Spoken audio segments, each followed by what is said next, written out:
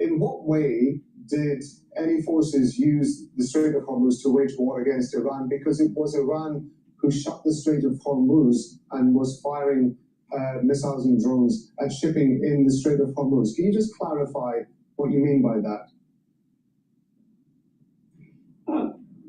Ships were carrying weapons, logistics, equipment for U.S. military bases. And those equipment, those weapons, and those logistics were used to wage war against Iran and bomb Iran. And never, ever, ever again, Iran is not going to allow that to happen. You cannot wage a war against Iran, kill Iranians, and then say, okay, let's get back to business as usual, as if nothing has happened. No, so history has changed. I do want to get a clarification on this particular point. Is there a suggestion, therefore, that that either all U.S. and U.S. allied ships are going to be subject to searches by Iran and possibly some sort of penalty if they are suspected of carrying weaponry to U.S. and allied bases in the Gulf, or is there going to be a ban on ships from the U.S. and U.S. allies? Generally speaking, Iran is not going to allow shipment of U.S. weapons through the Strait of Hormuz. That will be effectively banned. But, you know, the talks between Iran and Oman have nothing to do with the indirect negotiations between Iran and the United States. If Iran and Oman reach a deal right today, it doesn't mean that the Strait of Hormuz will be reopened today or tomorrow. Because why the Strait of Hormuz is closed? The Americans frame it as if Iran is the obstacle to the flow of traffic. They frame it as if Iran is the reason why the Strait of Hormuz is closed. No, that's not the case. The Strait of Hormuz is closed because of the U.S. war of aggression against Iran. The Strait of Hormuz is closed because of America's illegitimate naval blockade against Iran. As long as the U.S. war against Iran continues, and as long as the naval blockade against Iran continues, there will be no reopening of the Strait of Hormuz. Can I, forgive me, I'm asking you for a lot of clarifications, and I do appreciate, of course, we don't yet know the details of this deal. We're only getting news that it may come to us possibly in the next few hours, possibly on Thursday. At the same time, you said that this deal was only being done between Iran and Oman, and yet many of the analysts we're talking to are saying, no, absolutely not. The U.S. is to some degree involved in at least presenting cases to Oman, which Oman is then taking into consideration when it then presents its case to Iran. So to some degree, it is true to say that Iran is maybe dealing with Oman, but broadly speaking, it is talking to the U.S., or at least it is having to take into consideration the opinions of the U.S. in this, isn't it? It is the Omanis who are talking to the Americans. The way Iran looks at the whole issue, Iran is negotiating with the coastal states, Oman, and Iran and Oman are the two coastal states. The United States is continents away from this region, so there is absolutely no reason for Iran to negotiate with the United States over the Strait of Hormuz. There are talks between Oman and the United States.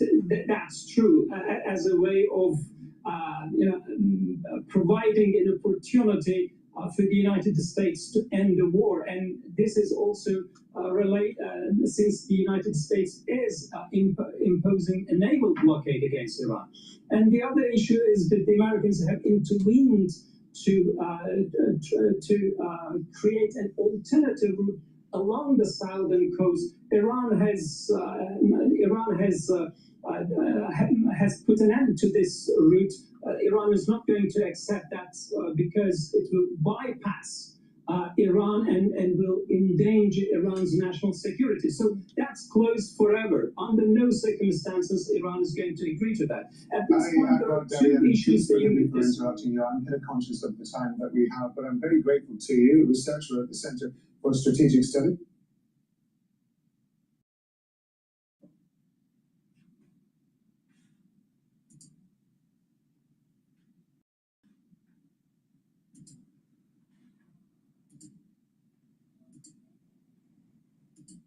I'm serious about what fuels me.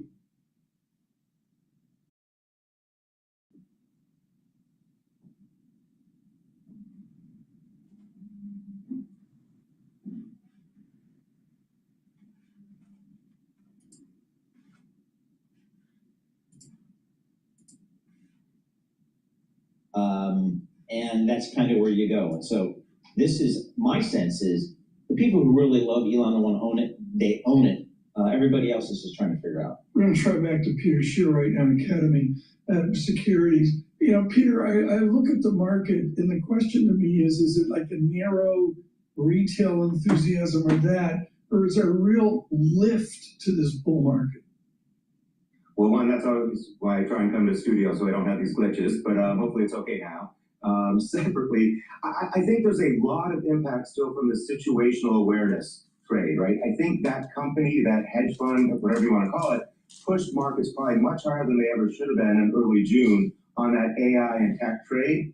And then during the unwind, I think it pulled it lower than it should have been. So I think what we're really getting is a bounce from the unwind. I think companies like Microsoft and some of the big cap stocks that they might have been short is trying to hedge some of their positions. So I think right now we've had a lot of noise, and it's only going to settle in, okay, what is the real story? What is the play forward from here? So I think it's really been a little bit more shock and awe related to the situational awareness unwind, and now we can get back to the real story, and we can figure out whether we're at the bottom of the second inning, as Dan says, or maybe this is the sixth inning of this current wave of buildup, which is more where I am. So that's kind of where I wanted to go, Peter, as you talk to clients around the world. What's kind of the new narrative on AI here? For a while, there was just spend, spend, spend.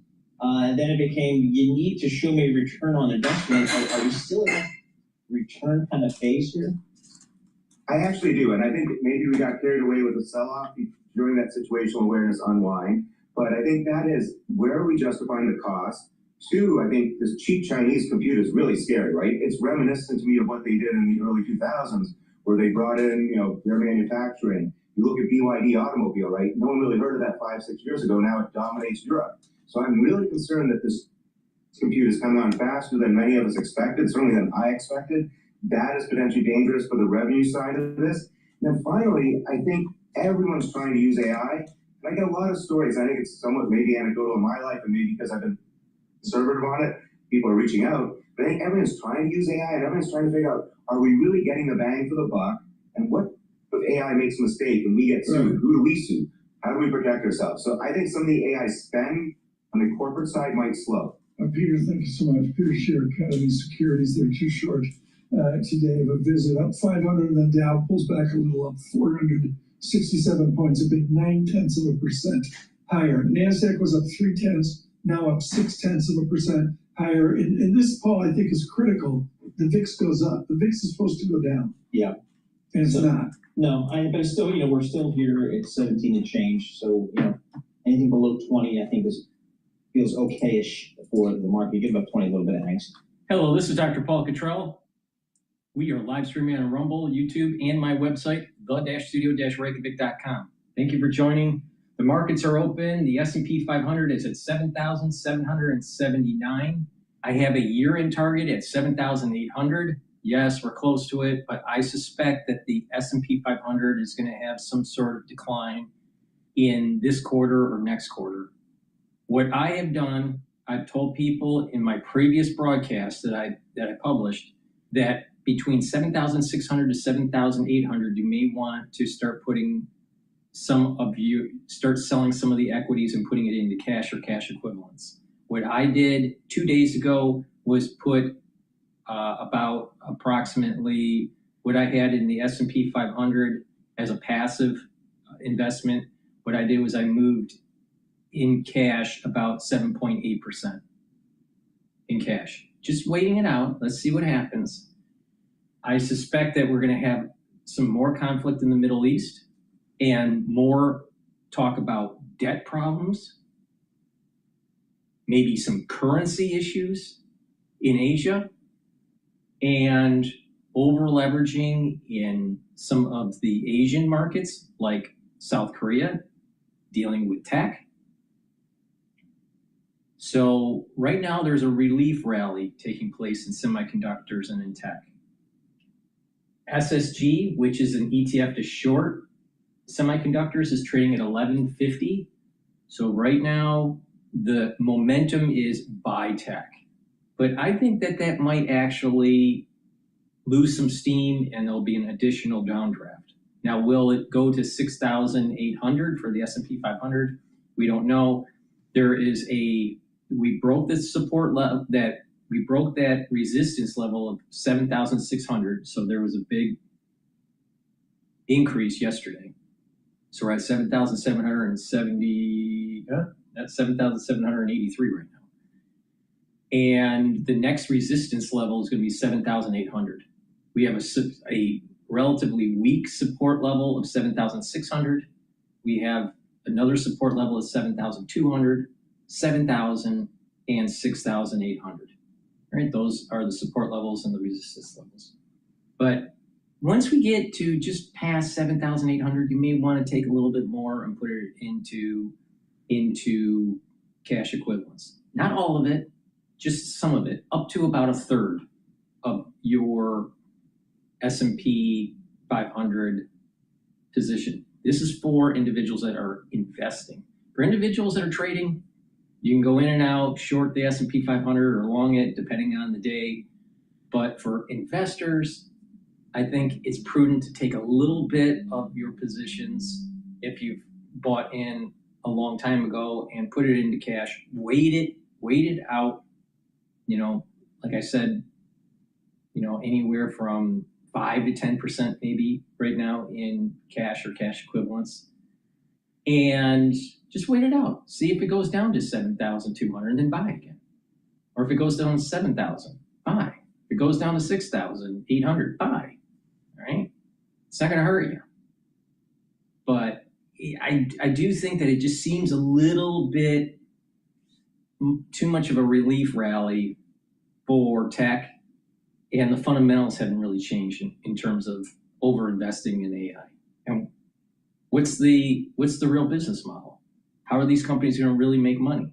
These frontier models not getting enough revenue in, and the cost is too expensive, and there's a lot of circular financing. So I think when you look at it from the fundamental level, there are more negatives to the tech build-out and the AI sustainability in its current phase here versus utopia. So just be careful. Just be careful. It seems a little bubbly for equities. VIX is trading at 1697, so it's relatively stable.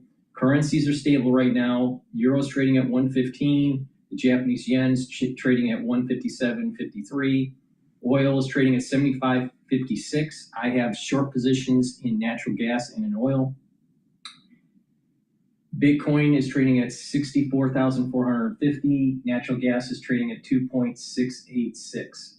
Now, in terms of oil, we're going to have this trading range between $70 to $79 a barrel. If peace happens, we'll be testing the support level of 70, and it may break. It may break. If we don't, then we're going to be marching back up to 79 and test that and maybe trade above 79 in the low 80 handle, maybe 81, 82 handle. It all depends. I suspect that peace will fall apart in the Middle East. Now, the reason why I'm saying this is listen to Al Jazeera. What's being telegraphed to the media from the Iranian side? They want control of the Strait of Hormuz. They are basically saying they're not going to abide by maritime law. So Trump, by intervening and not getting the job done, has now opened up the can of worms that all straits now are in question in terms of following maritime law and allowing for freedom of navigation. That's a problem. That's a big problem.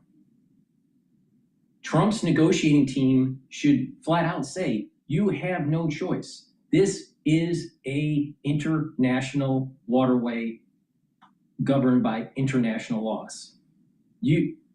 Oman Iran, they don't have a say. Why Trump is saying that there is some sort of negotiating chip for this? I'll tell you why.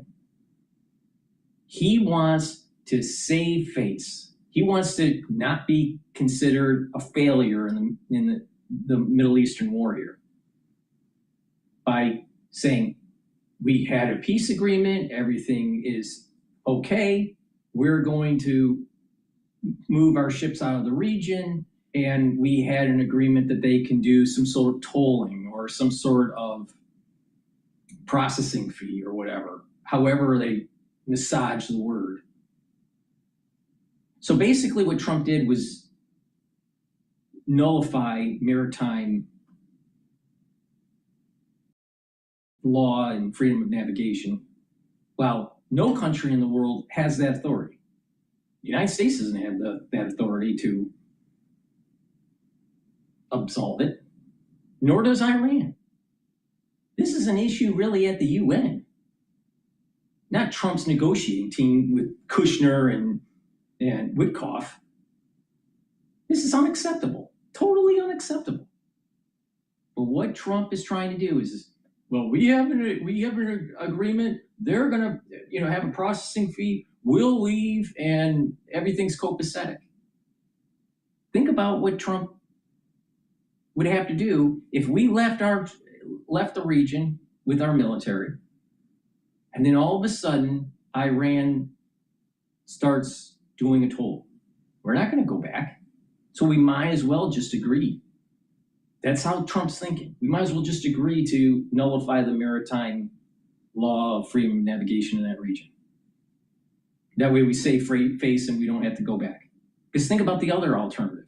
The other alternative would be forcing that the maritime law is in place. Then let's say there's peace in the region, it's stable. We leave the region, and all of a sudden Iran starts to threaten ships and force them to go into some sort of toll booth process. The United States is going to ship our Navy back. So this is a way to save face for Trump. Trump is an idiot. Now, we wouldn't have this problem if we actually went in and killed the IRGC, decapitated the theocratic regime, and leveled Tehran with gravity bombs. No, but Trump is too stupid and too afraid to do this. So now what Trump has done is he basically nullified maritime law and freedom of navigation. That's going to be a major problem in the Strait of Malaccas and in the region of the 9-dash line. Thank you, Trump, for screwing things up. Same thing with tariffs. He screwed things up. Now Amazon gets a rebate or a reimbursement for tariff prices. Did Amazon give back to their customers the higher fee that they had to pay? No. So this was corporatism. The taxation, the actual tariffs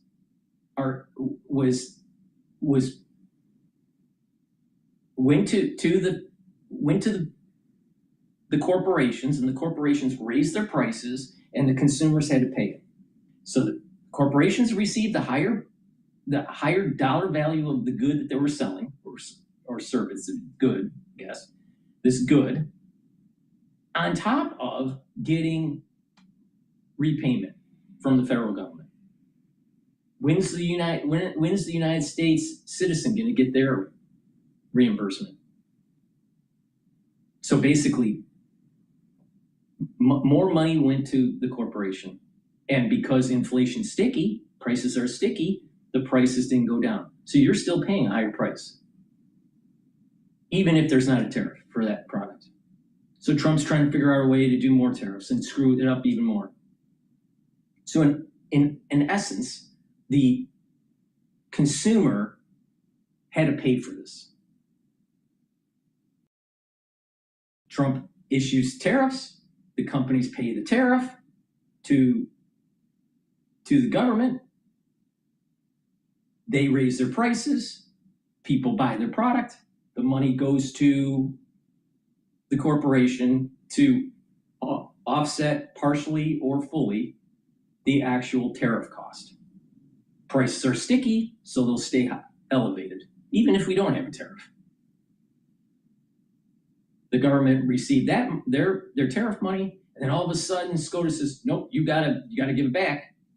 Okay, shouldn't that money have gone to the consumer if they paid the full amount? And if they didn't pay the full amount, a certain amount should have gone to the consumer and a certain amount should have gone to the corporation.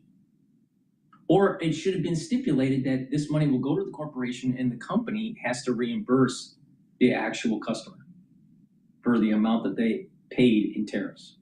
If it was only 60%, then only 60% would be reimbursed to the customer. But that's not what's happening. The company is getting the full amount and not reimbursing the consumer. So in essence, the company made more profit. Bullshit, that's what's happening. And this is the reason why El Sayed, he's running for U.S. Senate for the state of Michigan. He won the primary for the Democratic Party. He's left-leaning, he's a progressive. He's technically not a DSA candidate, but he is definitely aligned with AOC and Bernie Sanders. He's not part of the establishment Democratic Party. This is what happens. People feel that the government is screwing them. And that's exactly what happened. Well, why doesn't, well, I haven't heard anyone from the media ask this question with Trump. Why should you reimburse the corporations for tariffs when they raise their prices and the consumers had to pay it? When are you going to give them their refund? When are you going to force the corporations to refund the consumers? It's corporatism at its finest. It's amazing. It's amazing what just happened. Something similar is happening with the Middle East. Trump's going to screw it up. And in the end, the consumer is going to be paying the difference. Because those tolls and the nullification of the freedom of navigation in that region is going to raise the price of oil, which will raise the price of distillates and gasoline. And guess who's going to be paying more? The consumer. Trump messing things up only makes it worse. Another classic example, look at what happened with the reflective pool. Trying to cut corners and speed up the process so it'd be all ready for the 4th of July. Poor quality in resurfacing the pool and trying to prevent the leakage. And it became a disaster. Once again, Trump intervened and screwed things up. Look at the White House. Leveled the East Wing for his ballroom, and I believe the ballroom should be put up through the proper channels. And now it's an eyesore. Trump, everything is in chaos with Trump. I am so sick of him. I'm so tired of it. Tired of it. What does he finish? What does he finish? When you ask most people will say they're not better off under Trump. They're about the same under Trump as under Biden. For most people.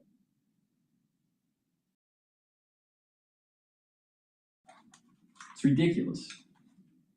So my take on this whole Strait of Hormuz and the nullification of the freedom of navigation, unacceptable. And Trump isn't willing to go all the way. He's not willing to put the troops on the ground, take control of the strait, take control of the energy, destroy the infrastructure of Iran, and force them to capitulate and surrender. Surrender, not ceasefire, not armistice. Just total surrender. They need to lose. Iran needs to lose.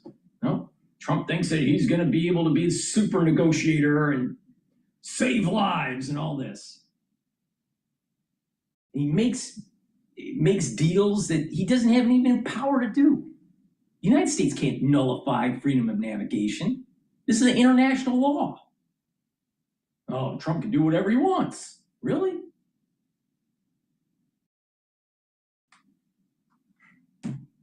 Trump has screwed things up big time, big time.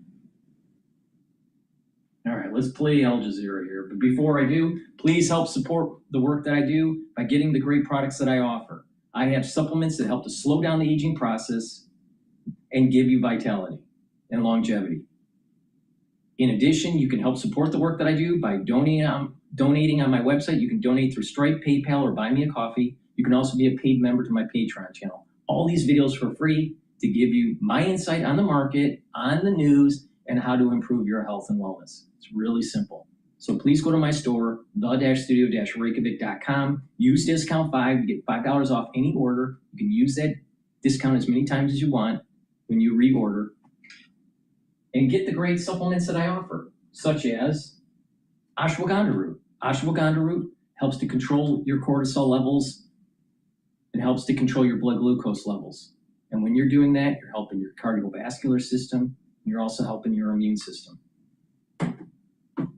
Omega-3. Omega-3 is very important for your cardiovascular health. It'll help to bring down inflammation, help to control your lipid profile so you have lower LDL levels and higher HDL levels, so you have less plaque formation. And omega-3 helps to reduce over-clotting. So it helps to reduce the over-stickiness of your red blood cells. So your blood is flowing better. When you have better blood flow, when you have better cardiovascular health, you're going to be perfusing your brain better. That means that your brain function will improve. That's really important. When you have better blood flow, you're also going to have better blood flow through your kidneys. That's really important too. And your liver. So please take my advice. Get the omega-3. Please go to my store, the-studio-reykjavik.com.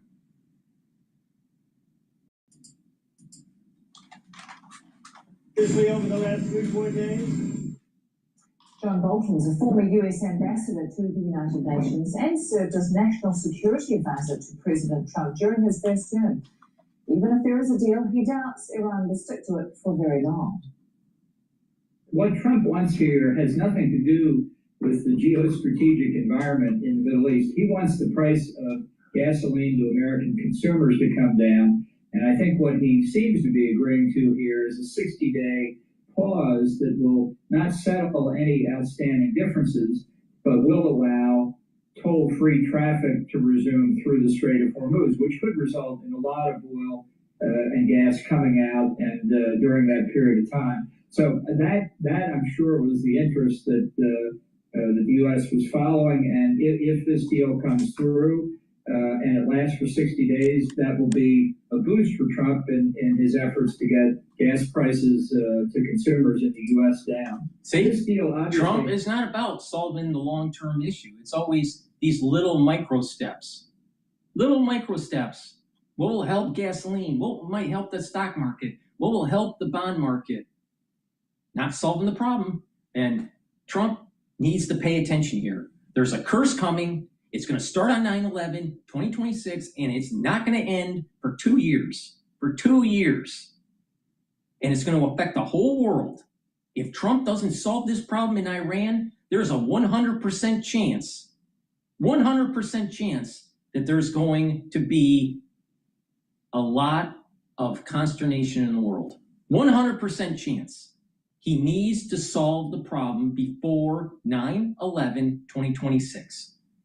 And he's already lost the opportunity. When you deal with the soul roots of Esau and Jacob, the strength of Esau is starting.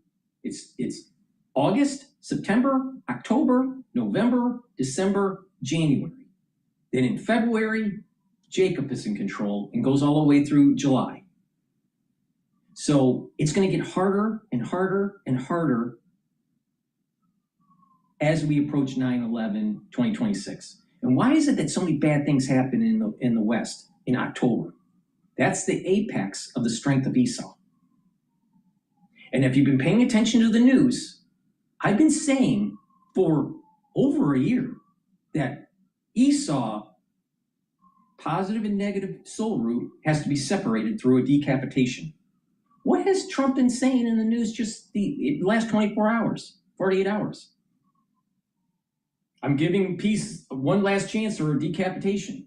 Oh, wait a minute, what is that all about? There's a metaphysical thing that's happening here. We, the United States, must kill the theocratic regime in the soul root of Iran. Esau has to be decapitated from a metaphysical point of view. Why? Because Esau is smart, but he also is an animal. You have to decapitate the intellect and the animal part to allow for the intellect, the head, to be buried with the patriarchs. Because the animal part is defiled and it can't be buried. So Esau was beheaded. So the head was allowed to be buried with his father and his mother. That is what's happening in this plane. We are re-echoing what has happened in biblical times. Now, I know it sounds crazy, but that's what's happening. And if you don't believe me, just pay attention to what Trump is saying. There is a direct link to what has happened that has been written down in the Bible, in the Old Testament. And it's expounded in the Zohar. So people really need to pay attention here. Really pay attention. Now, part of the curse is also going to affect Israel. Why? Because in 1960s, Israel was supposed to set up the Sanhedrin and it didn't. Why? Because Israel was set up as a liberal nation, not a religious nation. And so they decided not to set up the Sanhedrin. Fast forward to 2019. Red heifers were presented to Israel from Texas. I believe there were 5 of them. They can't slaughter them because there's no Sanhedrin. Oh, wait a minute here. Israel is going to be cursed for not setting up something that they should have been setting up for decades and have had plenty of chances to do it. These red heifers are special.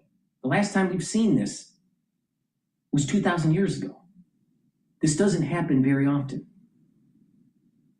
So there's going to be a curse on Israel because of it. And the curse on the United States, you can see it's starting to emerge. You really think that our economy couldn't teeter into a recession or a depression? Pay attention. Pay attention to 1873. Pay attention to pay attention to 1890s. Pay attention to the tech bubble. Pay attention to what happened with Enron and Lehman. And what were some common characteristics that seem to be echoing in the circular financing world and the special purpose vehicles that all of these AI companies have created? Sounds really familiar.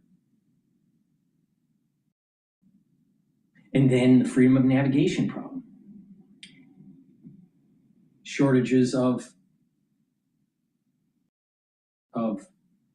reserves for fertilizer, for distillates, for oil. Still think that something bad can't happen? It's starting to emerge. And then when you have the higher heat because of El Nino and the changing of the weather patterns, and there's more flooding in certain regions, crop yields could fail. Food shortage. Still think that a major curse can't happen?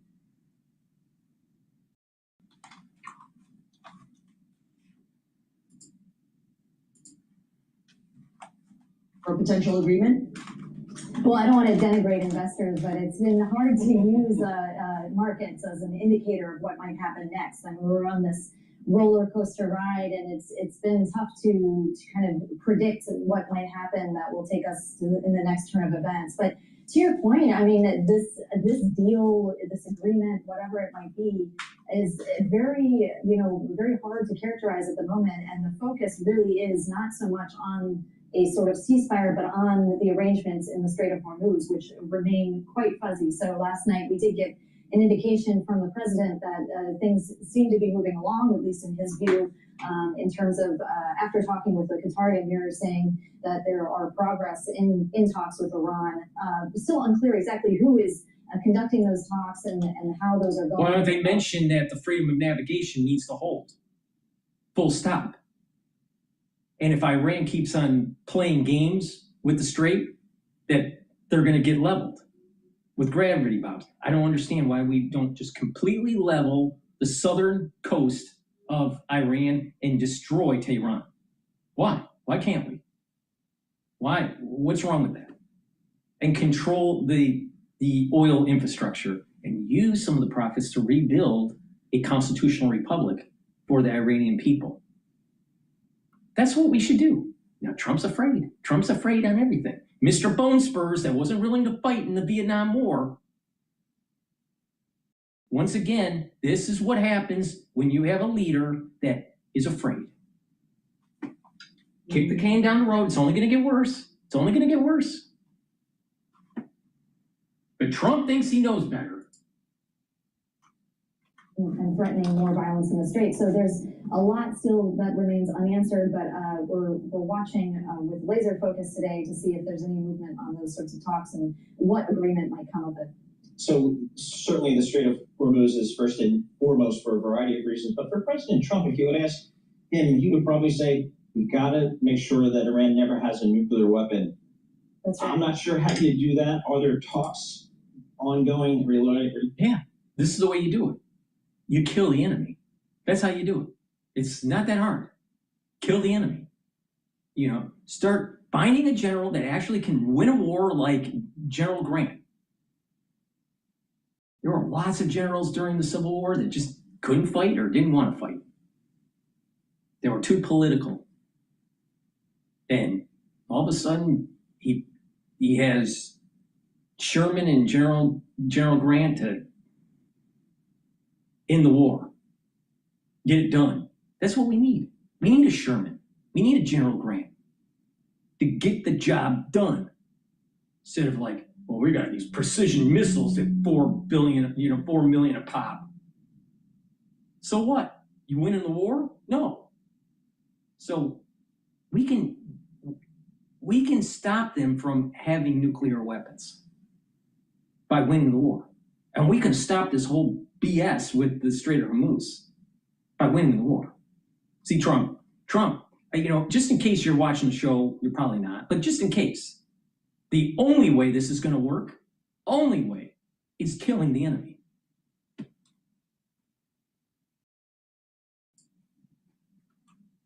More moderate seen as, representatives from Iran to the U.S. talks, some stages ago.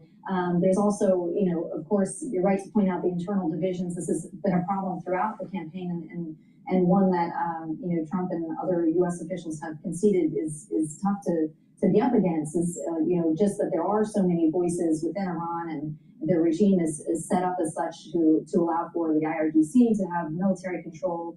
Obviously, the supreme leader has decision-making power, but then there's a lot of officials in between that might, leak things to press or try to be a part of the talks. And it's very hard to understand what the consistent message might be if there is one, and what the decision will come out to be, even amid all the rhetoric that's seeming to act against what the U.S. and others have seemed to be true. Michelle, thanks so much for your reporting. Really appreciate it. Michelle Jamrisco, she's the White House and National Security Editor for Bloomberg News. She's down there in our Washington, D.C. bureau. And again, it's this. Why can't the Bloomberg reporters say it should be unacceptable for Iran to negotiate international law of the freedom of navigation through straits? This should be a non-negotiable situation. See, what it is when it comes to economics, when you're only looking at it through an economic lens, as long as they keep it open and the oil's flowing, everything's going to be okay. Who cares about, what the negative things may happen down the road with supplanting international law. Just keep the strait open. Just keep the strait open. Just create a ceasefire. Do an armistice. Whatever. Just keep the market keep on going up. No, certain things you got to do right. Yeah, you know what? There may be pain, there may be suffering, but in the end, it's going to be better. No, Trump thinks that he can just negotiate away freedom of navigation. Why does he think he has that authority? Because he doesn't. See, Trump thinks that he's just master. He acts like he's a developer in New York, not the president of the United States. So I'd like him to grow up a little bit and actually get the job done. Do the decapitation, the whole world will be way better off. But he's afraid, and because he's afraid, he's not going to get it done. It's classic. Classic Trump. Classic Trump.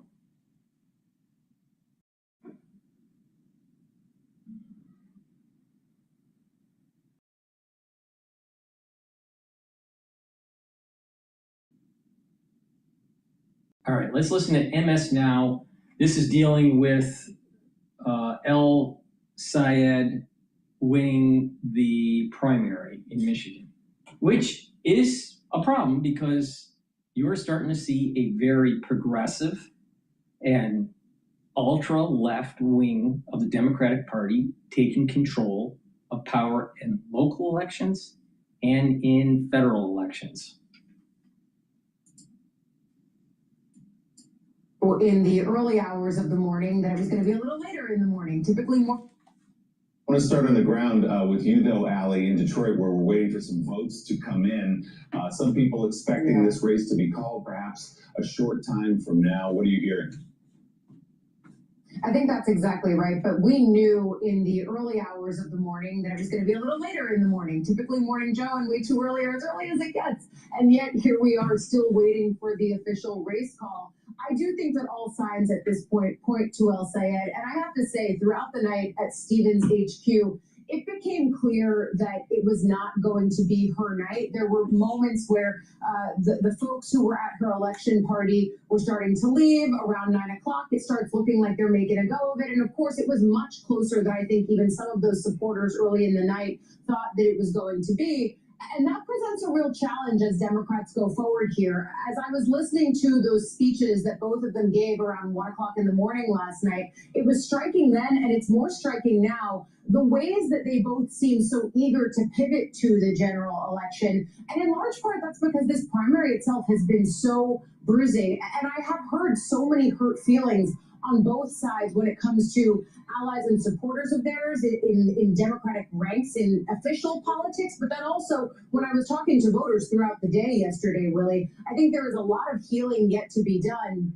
And that is one of the things that, frankly, Democrats on both sides of this race are concerned about as they try to turn the page and head into the next chapter of the general election. I think that's going to be something for us to watch very closely as Michigan Democrats are set to have unity meals, a unity breakfast, of course, on Thursday and then more on Friday. There is so much pressure, I think, to heal the divides that have been made from what was a just bruising primary. It's going to be a pretty awkward meal. I think they're going to have a lot of work to do. But I think when I talk to voters, one of the things that I was looking for is, what does it say about that adage of vote blue no matter who? It's something that I've heard for years on the campaign trail, but something that voters yesterday were just actively grappling with as they cast their ballot. Many of them, almost all of them that I talked to, went in, decided for who they were going to vote for. They had a lot of reasons for that, and all of them were values-based. And so I think that it shows that if you're Abdul El Sayed reaching out to Black voters, the same voters that were really the Stevens campaign hoping they were going to power them in places like here in Detroit and Wayne County. And I think when we look at the margins this morning, they just are not where they likely need to be for Stevens to be the winner and make up the gap that still exists there. I think the other thing I was asking voters, Willie, is what does it say if El Sayed wins? And one voter gave me this answer that I think will be instructive as we look ahead to the next 13 or so weeks of this race. Watch. I think it's going in the right direction if he wins. I think it's where we need to go, especially with Trump on his way out of office. We need to get the people who matter in the office, who's going to make the right decisions for our country. There are some people who say, well, Abdul is not as electable in November. What do you say to them? That's BS. That's BS. He has the credentials. He has the smarts. He has the values. So for me, it's the little guy that, that is always going to be the overcomer. So he's electable to me. So it's Whoa. What's that? I just built a budgeting app from base 44.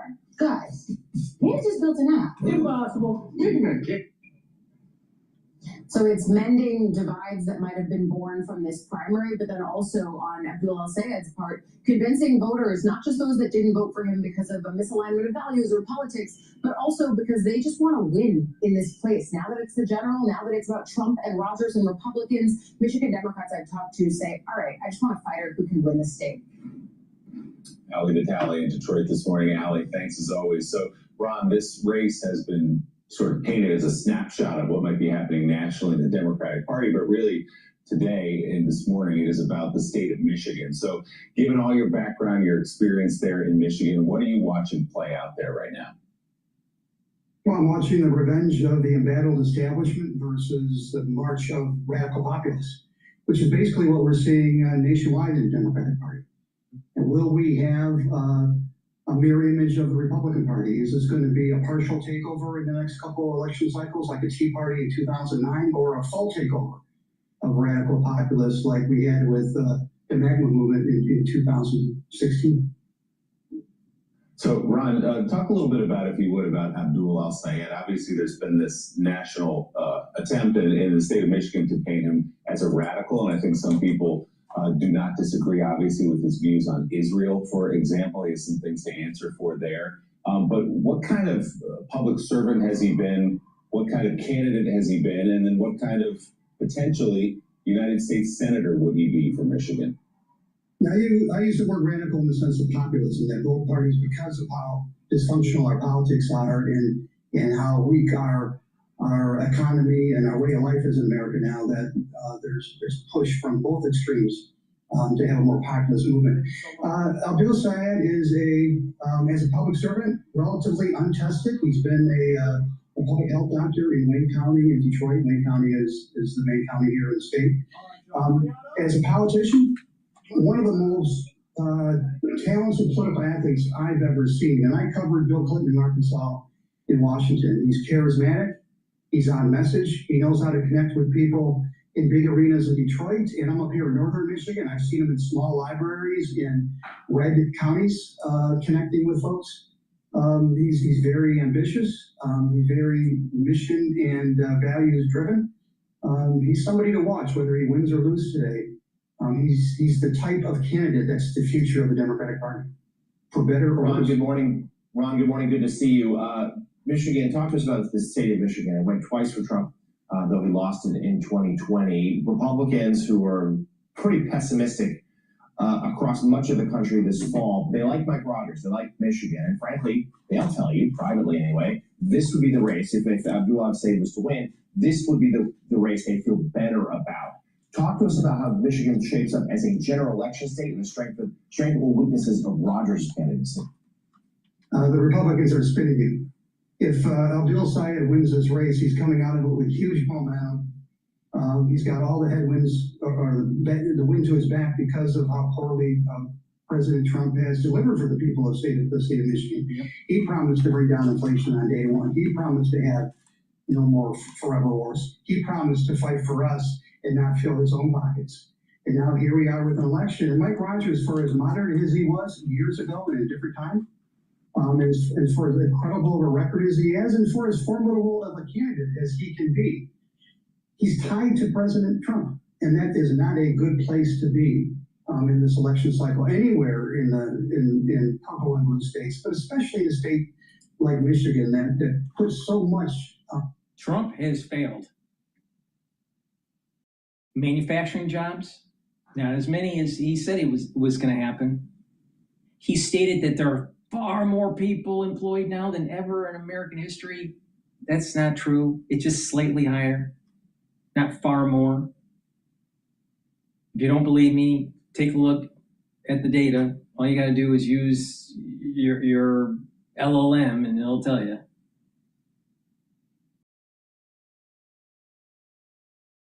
He screwed up on the tariffs, and who's getting reimbursed are the companies, not the customer, not the end user, not the end customer.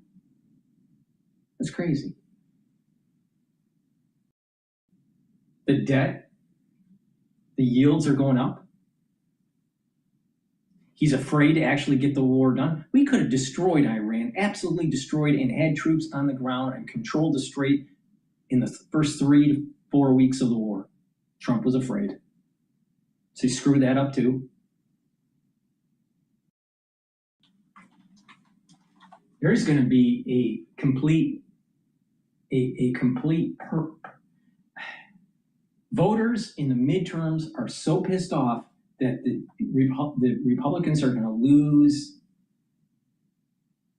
seats in the House and in the Senate, and I'm very concerned that the Democratic Party is going to be in control. But Trump did it to himself because he thought he knew better. In the basket of Donald Trump has been disappointed. Yeah, Ron, it's Sam Stein here. First of all, it's great to talk to you. I do agree on the macro stuff that you're talking about. I know you're in the reporting and observation game, but for a second, put yourself in the strategist's headspace. Let's say he does eat this out, and it looks sort of like he will.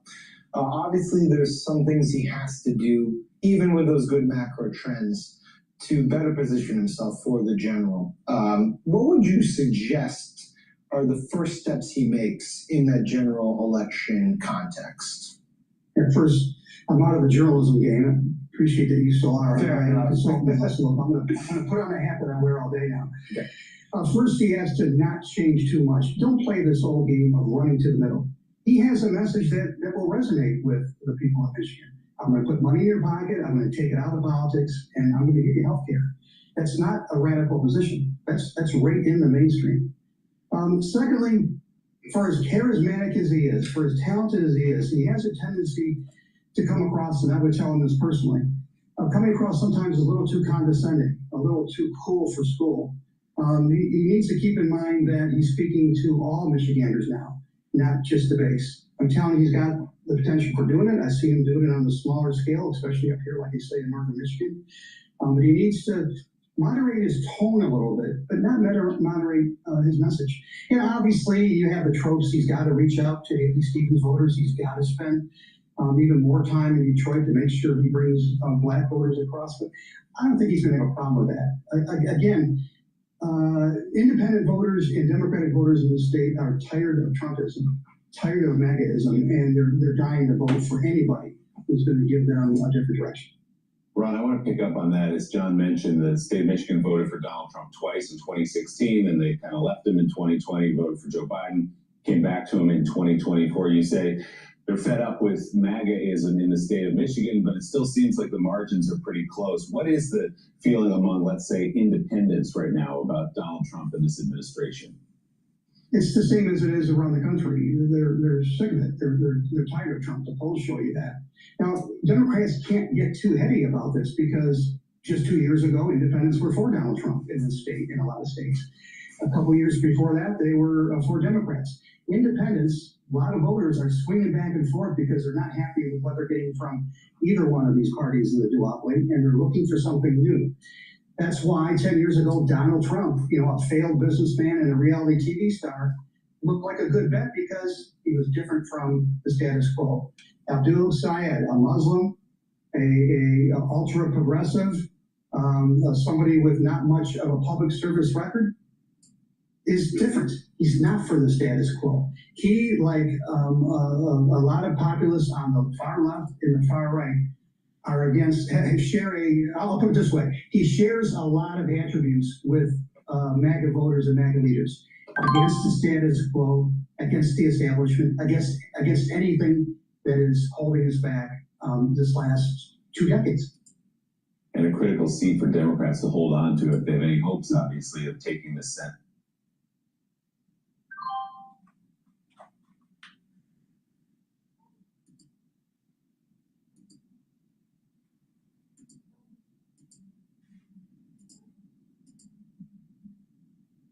Is about their, I guess, stalled merger with Warner Brothers Discovery and how they plan to operate as a single entity over the next 12 months. So their numbers yesterday, Paul, were actually pretty decent, and a lot of that was just the cost savings from the Skydance, acquisition.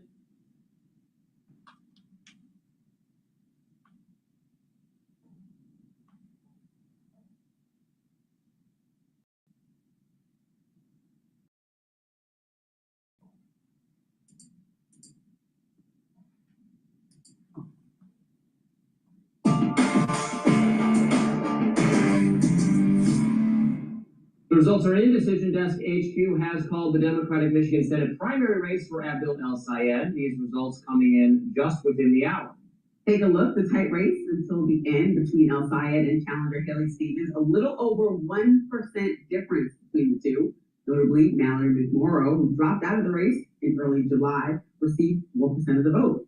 But despite the slow results, McMorrow made her call earlier this morning, writing in a post on X, "Congratulations to Abdul El-Sayed on winning the Michigan Democratic primary to be our nominee for U.S. Senate. Abdul has my full endorsement and support."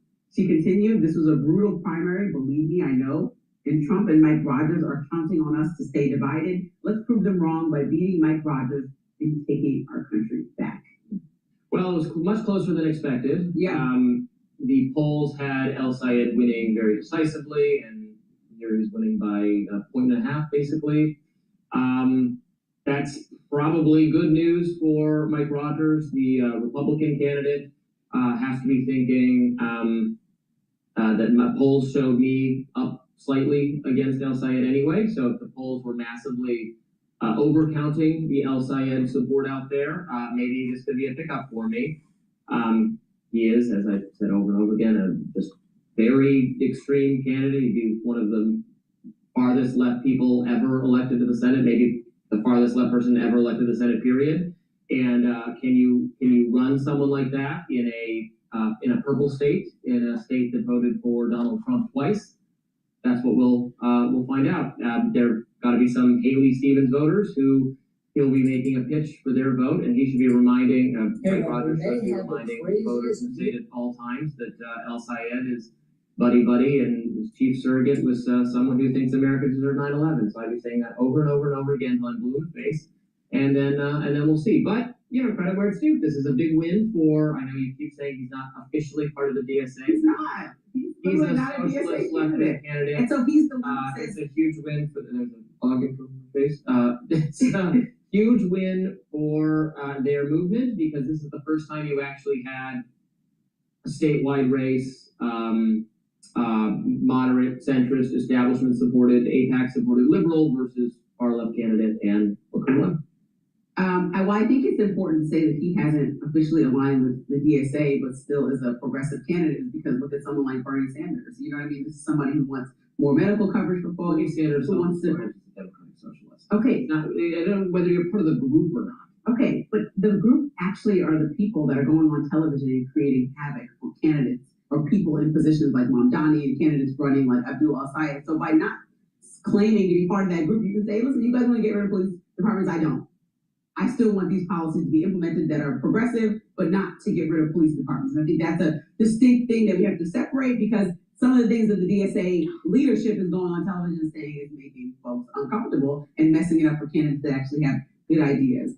My estimation of what happened and why the race was so close was because perhaps people in Michigan weren't as alarmed by the distinct differences that we as the national media saw between these two candidates. And there are some, as you know, when they think about it at home, when they think about the candidates the options that Haley Stevens presented on the table and El-Sayed presented, they're like, okay, you guys both want to push for more money in our pockets.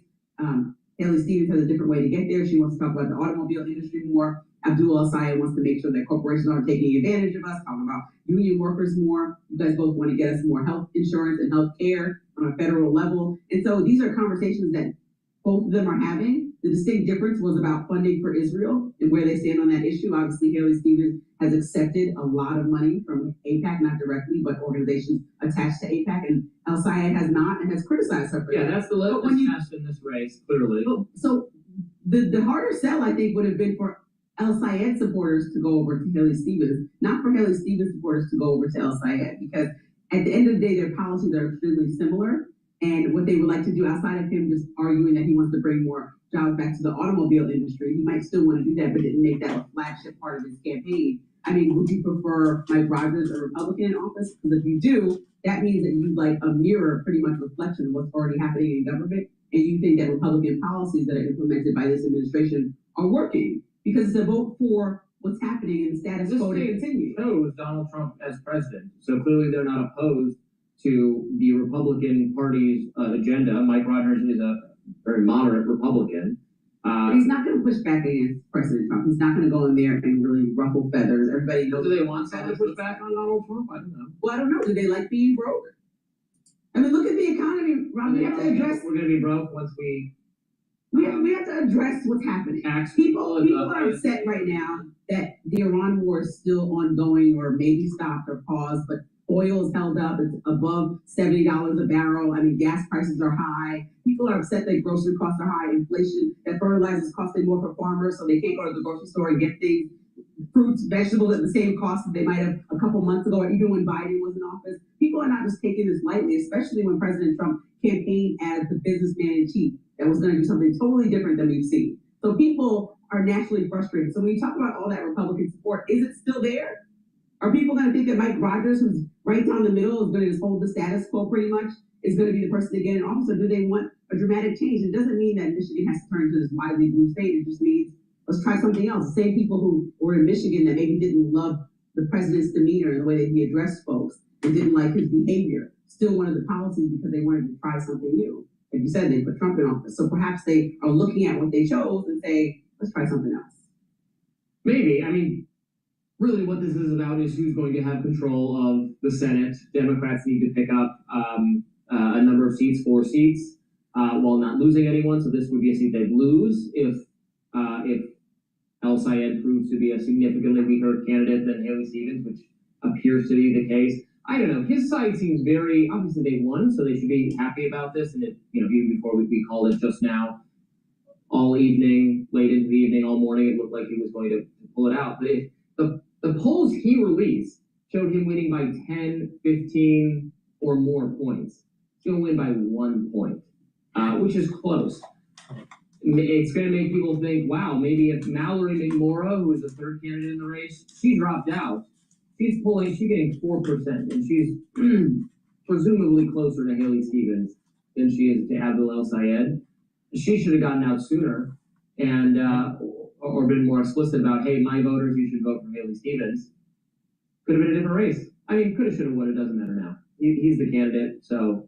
Well, I think anybody is going to put out. I mean, Hassan look at the polls and the best polls and share those with folks. Well, it was not a good poll. But there were 2 formidable candidates. Haley Stevens, we went from only pretty much on this show talking about Abdul El Sayed to with Morrow dropping out, and then Haley Stevens slowly, it came from her accent, and not that we were talking about the national news media, like this new person that came on the scene but had all this, personality and big energy that matched people in Michigan, and then kept going from there. And her national profile rose more and more as we kept seeing her more and more. And so over the last few weeks, we've seen her support grow, and then we watched those scales change and tip a little bit as she got more support. So I'm not that surprised that she polled so closely, because people started to get to know her, found her very likable and interesting.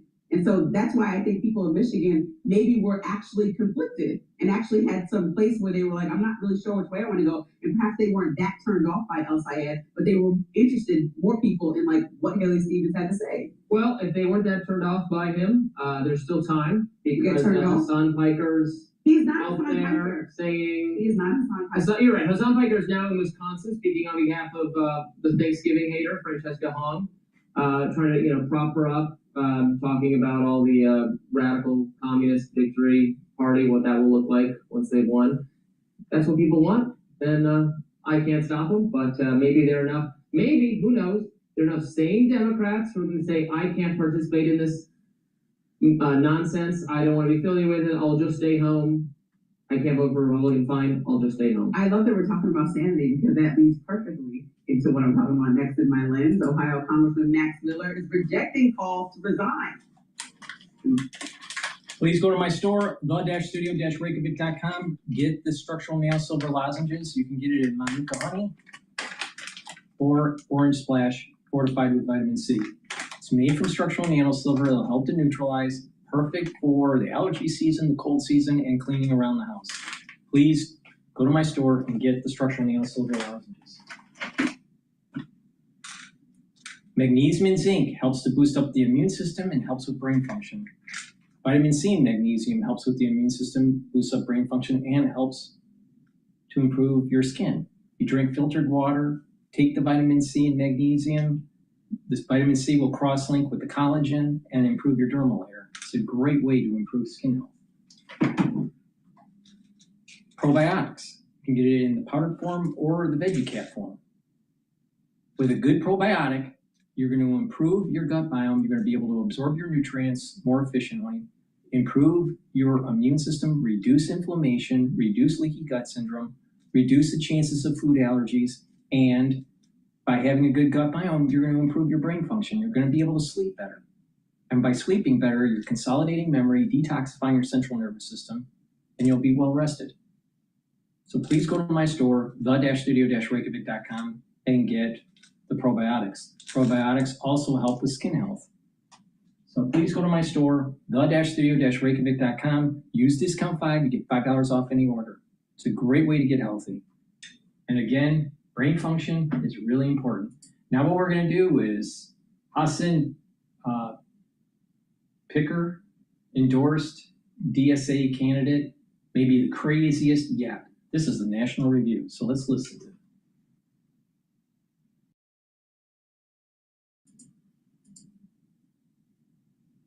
Hey everyone, we may have the craziest DSA candidate yet.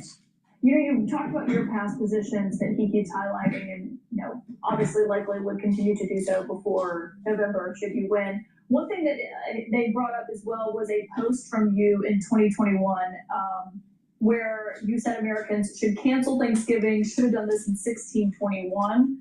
The post has been deleted. Republicans have been highlighting it.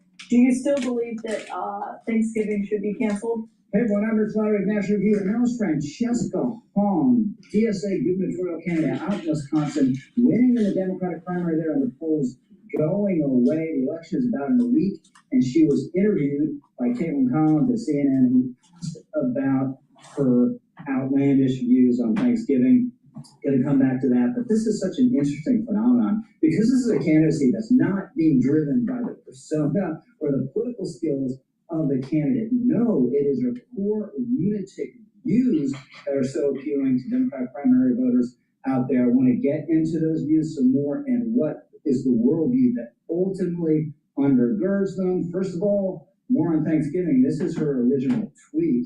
Cancel Thanksgiving. Should have done this in 1621. If it takes a worldwide pandemic for us to realize we should stop celebrating colonialism and the original super spreader event that killed indigenous folks, misspelled there, but hey, we all nod on Twitter occasionally. And women, so be it. Okay, well, a couple problems with that. One, Thanksgiving was about marking a genuine moment of togetherness with the settlers and the Native Americans. Now, it didn't last, but it lasted for a period of years. And the holiday, though, was supposed to be about marking the positives at that time. And it's not about spreading disease. The settlers didn't realize they were spreading disease. It was a terrible tragedy, obviously, but not the kind of moral offense that she's implying there. And Thanksgiving, at the end of the day, is supposed to be about celebrating the abundance that God has provided for us on this continent. But clearly, that's not the way Hong thinks about it. Let's go back to that CNN interview where she's asked about this old ex-post. I'm a chef,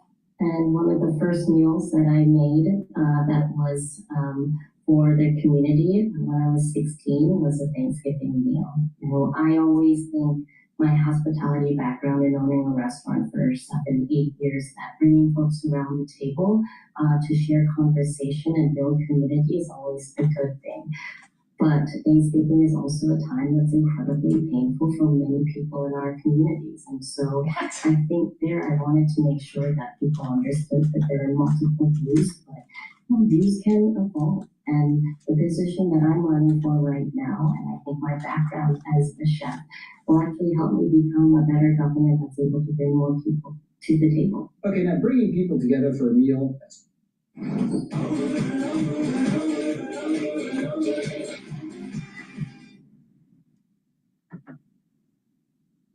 The hiding spot in the next video has to be next level. What if it's all doors? Hundreds of doors. And like, you're in one of them. I like this. Where are we going to get 100 doors? Door store? We don't have to.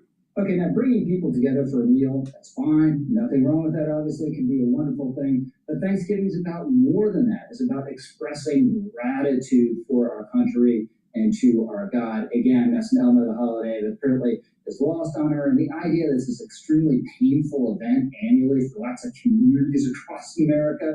No, maybe for a few select people who choose to experience it that way, or activists who hate it for various ideological and political reasons. But no, for most people, it's a wonderful day and the greatest, perhaps, American tradition. As for being a chef, nothing wrong with that, can be a wonderful thing, but it's not actually a qualification for being governor of a major state. And then you look at this whole answer. She says that people can change their minds. Certainly true. In fact, that's a truism. But she doesn't say specifically that she changed her mind on this issue. So on top of the underlying extremism, this is a very slippery answer. We've seen the same kind of thing on her views on defunding the police. Here she is originally a couple of years ago saying we need to dismantle police systems. Police officers enforce the law with state-sanctioned violence and then get excused for violating people's rights because they aren't expected to know the law.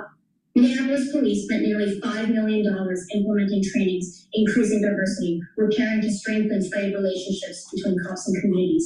It didn't work. And each city should have local control of how they dismantle their police systems to rebuild new community control systems rooted in preventative care and reducing harm. Defund the police, protect Black lives, and build a care community. This is what we need. Now here she is on the podcast Pod Save America trying to get out of this one. Your 2020 posts supporting defunding the police, quote, as a first step towards abolishing the police, which in a separate post you said, quote, exists to uphold white supremacy. Now, I know you've said you're not running to defund the police. It's not something you can do as governor, and that people's views can evolve. I'm wondering how your views on policing have evolved since 2020.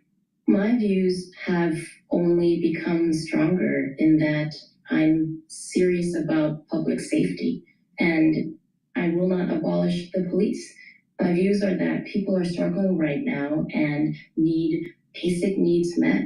And I want to focus on stopping violent crime and giving law enforcement the resources and the training that they need, but ensure that we are also holding accountable law enforcement that does not follow the law. So that's a pretty good line of questioning, actually. And if you take it in isolation, there's nothing objectionable about what she's saying there, sentence to sentence, but I find changes of mind most persuasive when someone explains in some detail why they changed their mind. And she doesn't do any of that. She just asserts all of a sudden she has a more politically palatable view without going back and telling us why she used to believe something that is the opposite. So you got to mark this one in incomplete. She is not showing any genuine change of view in my mind here. And then there's the crazy things she said about race, including this old tweet. And this is a Hall of Fame woke tweet right here. I ate 2 bites of my kid's cheeseburger at Culver's in Black River Falls and told him they ran out of ice cream, mostly just wanted to leave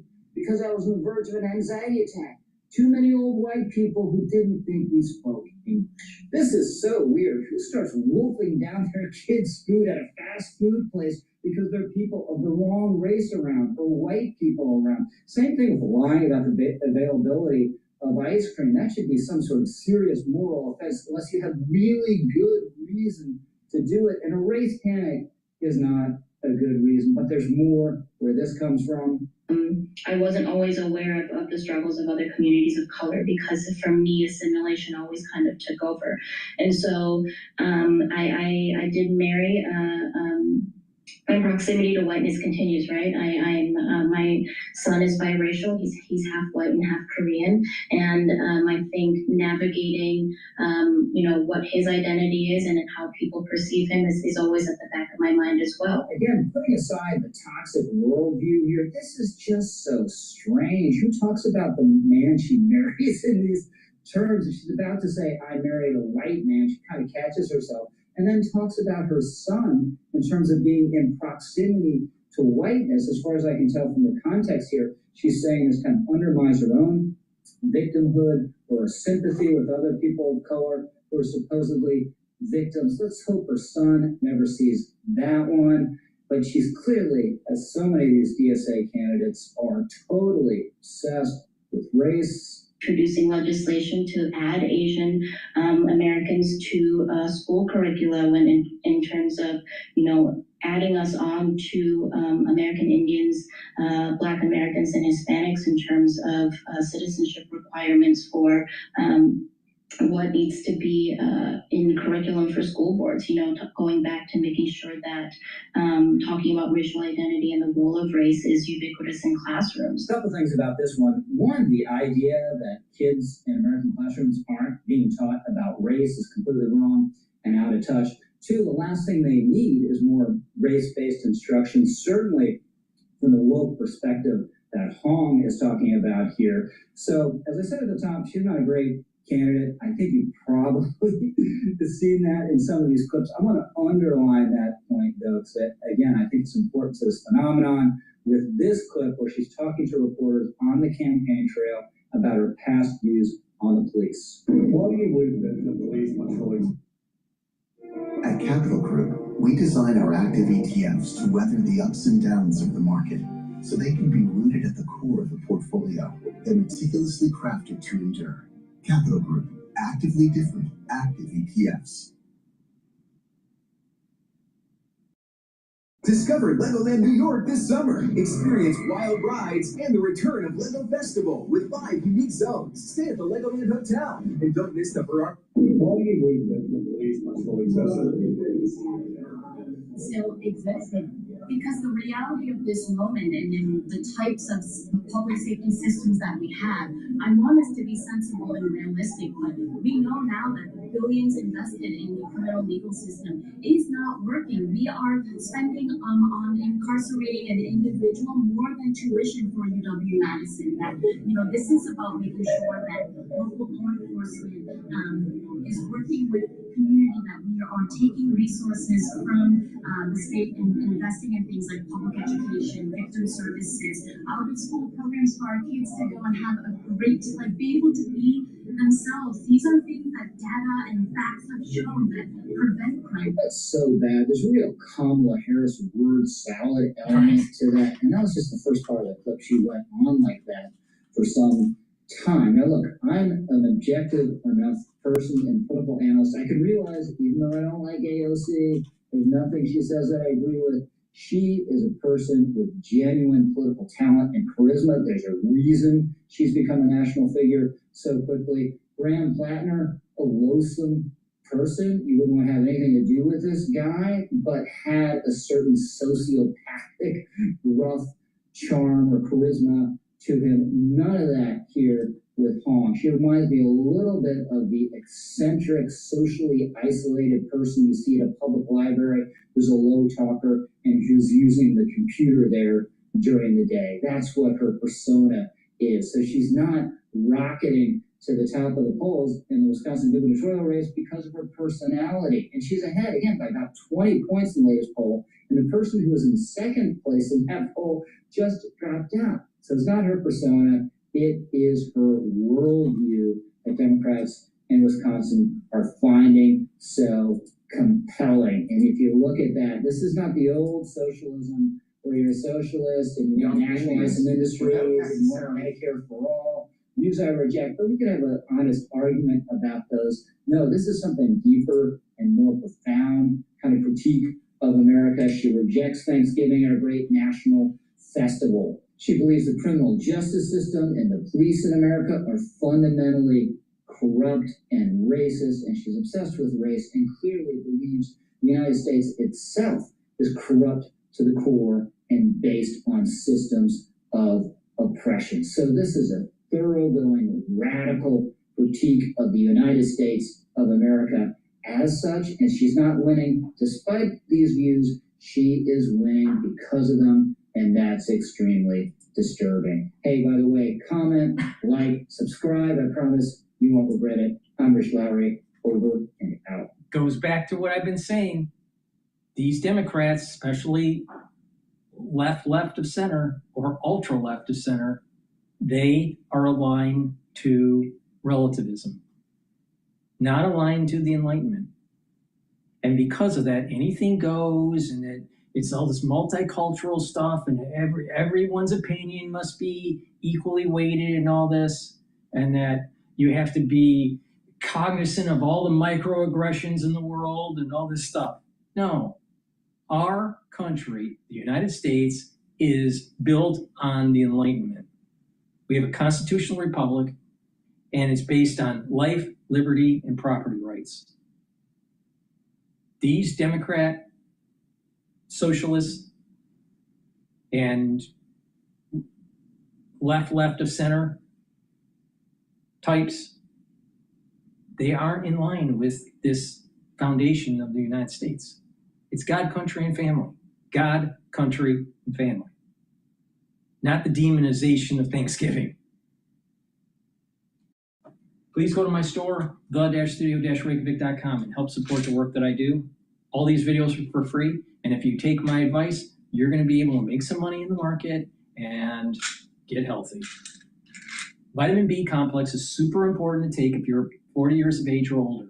The first 4 B vitamins helps with the electron transport chain to boost up the health of your mitochondria so you have more energy, more ATP, which is a major energy source. As you age, your mitochondria ages, you don't have as much energy.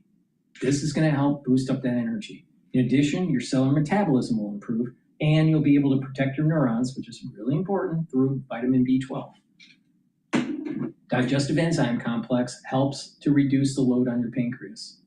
This is important if you're 40 years of age or older. Why? Because your pancreas doesn't function as well, even if you're healthy.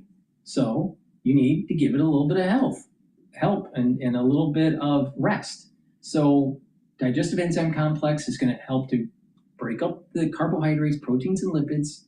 So you're digesting your food, you're going to be able to absorb them better, less digestive stress. And digestive enzyme complex has bromelain in it that helps with clots, helps to reduce clots. Olive leaf extract, dual purpose, helps to boost up the immune system and helps with your cardiovascular system. It brings down inflammation and helps to control your lipid profile. When you do that, you're reducing plaque buildup. And when you have better blood flow, you also have better brain function. Resveratrol helps with youthful gene expression. It also helps to get rid of cells that are in senescence. Resveratrol soaks up free radicals and helps the health of the mitochondria so you have more energy.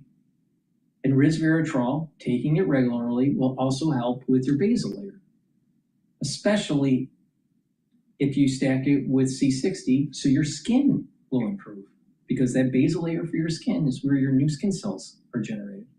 So stack resveratrol with the C60, and taking resveratrol regularly is going to help to slow down the methylation of your genes. What does that mean? That means it's slowing down aging. So please go to my store, the-studio-reykjavik.com. Use discount 5, you get $5 off any order. The link is in the description of this video and all my videos. Go to my website, the-studio-reykjavik.com. Take the supplements, take them regularly, slow down the aging process. Amazing.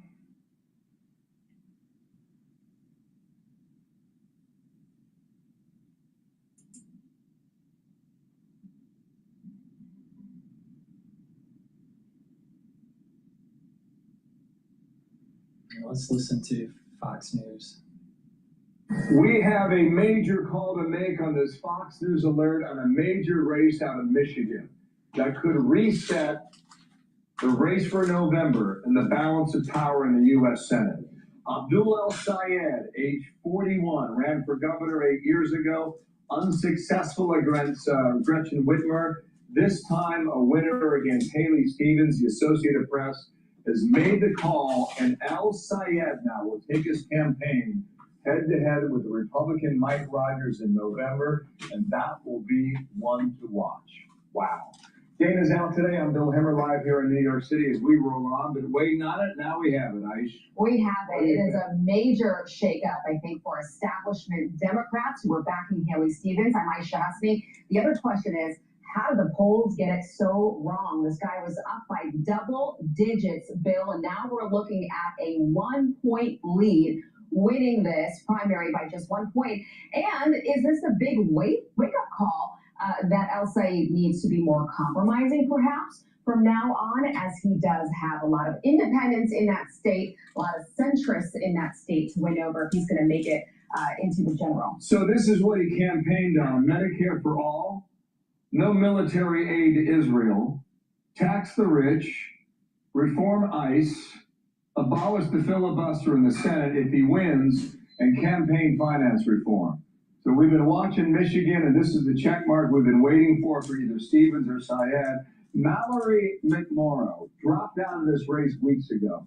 She picked up 4% of the vote. You see the margin? It's 1 percentage point. You just wonder, had she endorsed or not been at all, or dropped out some time ago and her name did not appear on the ballot, maybe this would have been different. But here is the case now. Haley Stevens wrote a wave of support on behalf of AIPAC, upwards of $30 million to take down Syed, and Syed has defeated that brushback pitch against him in this campaign. And we talked about Wayne County. She won it by 6 points. That's Detroit. That's kind of where she needed to be. Up in Oakland County, she won it by almost 7 points. Pretty impressive where she needed to be. Macomb County, up by 7.5 points, where she needed to be. But Syed was driving up numbers in different parts of the state. Very good down here in Washington for his campaign, almost 25 points in the victory. And out here in Grand Rapids, a bit of a surprise here in Kent County. He won the county by 61 points. A lot of smaller colleges in that part of the state. And really, this is, it used to be Gerald Ford country. But the demographics have changed in Michigan. That's where Ford's presidential library is. Been a hotbed for Republicans for a long time, and nobody knows that better than my guest right now, Ronna McDaniel, former head of the RNC. Ronna, what does this victory mean, not in a blue dot district in New York City, but in a purple state of Michigan? Oh, I think this is going to energize Republicans. Republicans who have been dormant a lot in the past few midterms, have sat out midterms, have not paid attention to the midterms, and suddenly they are awake and aware of the threat of the most dangerous ticket that Democrats have ever put forward. Not just with Syed. They have an attorney general nominee, a Soros-backed attorney general nominee named Ali Sabat. Their Supreme Court nominees are radical. They are running on things like putting violent criminals back on the street. They have put violent criminals back on the street. So the ticket up and down on the Democrat side is very dangerous. And I think this might be the shot on the arm Republicans need to engage in a midterm where we haven't been engaging in the past 2 cycles. Okay, Ron, I should have mentioned you're from Michigan, so you know the state very well. Yeah. Ronna, think about this right now in the battle for the Senate, okay? We've been using this in our power rankings for some time. Keep in mind, Democrats right now, they need to flip 4 seats that Republicans currently hold. But one of the seats that was leaning Democrat was Michigan. And how do you look at that right now? If this is considered maybe a toss-up or even a lean toward Republicans, that makes this challenge in Alaska, Iowa, Maine, and Ohio so much more difficult. But just take the Michigan case right now. If Mike Rogers were to take that seat from the Democrats, they need to go elsewhere in order to take control of the Senate. It seems at the moment that it's a much more difficult climb. How do you see it? I absolutely agree. I mean, Chuck Schumer and the Democrat establishment, they were all in for Haley Stevens. She spent $60 million on TV. Syed spent $6 million on TV, and they wanted her to be their nominee because this disrupts their path to the Senate. And one other thing, Bill, Michigan's a straight party ticket state. So you go vote R at the top of the ticket, we're one of 8 that still employs this. This helps us with the House too, in districts like Tom Barrett, where they elected a DSA candidate against him last night. So this is gonna help us across the board, not just in Michigan, but nationwide for prospects for Republicans in these midterms. Mike Rogers was on the air about 2.5 hours ago. Now, this is what his race was against Alyssa Slotkin. He lost, but only lost by 0.3 percentage points. It was that close. And Ronna, many people were saying that the reason it was that so close is because of what Donald Trump did all over these rural areas in the Upper Peninsula. Do you think Mike Rogers runs this well in a race with Donald Trump's name not on the ballot? When Donald Trump's on the ballot, more Michiganders turn out. It's just a fact. That's why it's harder in the midterms. That being said, Mike had a competitive primary challenge last time. He didn't. The competitive primary challenge has been on the Dem side this time in August. So now they've got to unite and try and mobilize. And let's see if these Haley Stevens voters come out for Al Sayed. It has expanded the Republican map on who we can reach. I know, Bill, even in this primary, Republicans were crossing over to vote for Haley Stevens. They were that afraid of Al Sayed. I was knocking doors over the weekend in high propensity Republican areas, and they were skipping the Republican primary altogether, because in Michigan you can do that, and they were pulling a Democrat ballot to vote for Haley Stevens. That's how afraid of Al Sayed they were. So I think this absolutely puts Mike on the map. So he has campaigned with Hassan Piker, right? Hassan Piker said America deserved 9/11. I'm from Ohio. I don't think Michigan's that different from Ohio. And no. I don't know how it's going to fly, but go ahead and roll this soundbite number 3. Watch it. I'm lowering my ask to just $1 today, and here's why. This Senate race in Texas is likely going to be the most. Do you see a progressive lane materializing that goes through Michigan for 2028 after tonight? Absolutely. But it's not just Michigan. This is just the beginning. These are never supposed to be swing states, and they will never be swing states ever again if I have something to do with it. We will hopefully continue this movement all across the United States of America. We'll go to every single state. Here's what's going to happen, Ronna. Every Democrat's going to be asked whether or not they can support this. It's already happening, even before the vote yesterday. There's a Democratic congresswoman running in Kent County that I just showed. She said, there's no way I can get behind Syed. Right. And she's Democrat now. Now, yesterday we had Debbie Dingell on. I've known Debbie Dingell for decades. And she took a different position. She said, if Syed wins, we must get behind him because we have to take back the Senate. I know Debbie Dingell is a friend of Israel. These are cross currents that I don't think the party has seen or experienced just yet. And we're about to find out how it goes. How do you see that one? And he barely won, Bill. So this was going to be this runaway train, and he barely won. And you know what he did? He doubled down on his extreme rhetoric because he brought Hassan Piker into campaign with him in the closing days. He brought this guy who said we deserve 9/11 into campaign with him. This is who Al Sayed is. But I want to do a little cautionary tale here. Republicans can't just say socialism or communism. We need to call these people what they are. They're anti-America. They're running on an agenda to get rid of our Constitution, the socialist movement, to get rid of the U.S. Senate. They are saying, Syed has said, Gaza is more important than Detroit. Okay, this is what we have to fight. And where he had huge wins last night, big margins, Washtenaw County, where University of Michigan is, Ingham County, where Michigan State is. You mentioned Kent County, where a lot of universities are. Those college kids are not on campus right now. School hasn't started. So that is where they're going to be. And we as Republicans can't just use platitudes like socialism. We need to show people how scary this ticket is, because if he gets in, this is the new movement for the Democrat Party, and it's scary for our country. Okay, Ronna, thanks for coming on. Ronna McDaniel, appreciate it. We'll stay in contact. And also right now, the Associated Press is making another call, Aisha. In the city of Detroit, at Congressional District number 13, Donovan McKinney has now been declared the winner. Donovan McKinney was backed by the DSA.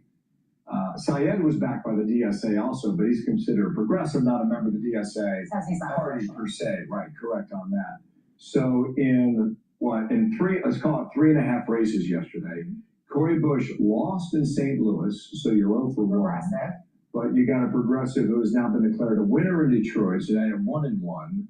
You have another progressive in the middle part of the state, Congressional District 7, who won, so you're now 2-1. And Syed, we'll give him a half point because it's kind of going halfway, shall we say. So it's 2.5 to 1 based on the results from last night between Missouri and Michigan. So be sure to like and subscribe for all the Fox News latest on YouTube. Now do you see the curse is coming? And I said it's going to start 9/11/2026. And there's even a sub-theme to it. What are we seeing that's happening in New York and in other metropolitan areas? An overtake of the society where Islam is creeping in. In Michigan, it's primarily Dearborn and Hamtramck, but it's creeping from there into other suburbs. Same thing that's happening in New York. Take a look at what happened to London. What about what's going on in Minnesota? People need to wake up here. So this whole 9/11 thing is also tied to that hint that wake up to the caliphate. Not just Rosh Hashanah coinciding with the Sabbath and not being able to blow the shofar, which happens to be on 9/11/2026. Something bad is coming. Something bad is coming. Now the question is, will people hold the line and prevent it from happening? I suspect not, because of what happened in New York. And this will start to metastasize during the midterm election in the United States. Now, how does that translate 2 years later into the general election? I don't know. Please go to my store, the-studio-reykjavik.com. Get the turmeric. This will help to soak up free radicals and bring down inflammation. Very important for your immune system and your endocrine system, and also cardiovascular system. Helps with your joints and brain function by soaking up free radicals and lowering inflammation at the brain level. What is going to happen is less amyloidosis. That means that your neurons will be healthier. That the myelin sheath will be healthier for these neurons. Lignans soaks up free radicals, brings down inflammation, helps with the immune system and endocrine system, and helps with those other systems like your cardiovascular system and brain function. Stack them together, and it's a powerful stack. So please go to my store, the-studio-reykjavik.com. And zeolite helps to detoxify your body. It helps to bind to heavy metals, toxins, and chemicals, and allows you to urinate them out within 6 to 8 hours. Take 3 small drops underneath your tongue daily, drink filtered water. It's a great way to detoxify your body. Please go to my store, the-studio-reykjavik.com. Use discount 5 and save some money. And I want you to get healthy. I do these videos for free, and I give you my perspective on what's happening in the news. Now, in terms of the markets, the S&P 500 is trading at 7,749. I have a year-end target at 7,800, and I think that once we hit above that, you want to put a little bit of cash on the side, just a little bit, maybe 5 or 10% at the moment, and see how this evolves. But I think the market is a little bit too hot right now, especially when it comes to AI build out, semiconductors, tech industry. Natural gas is trading at 2.668. I've been shorting natural gas and making some profit today. And oil is trading at 75.71, waiting for the news in the Middle East. If it's going to be positive, we're probably going to be trading close to 70, maybe even 68. If we hear something negative, we're going to be trading closer to $80 a barrel.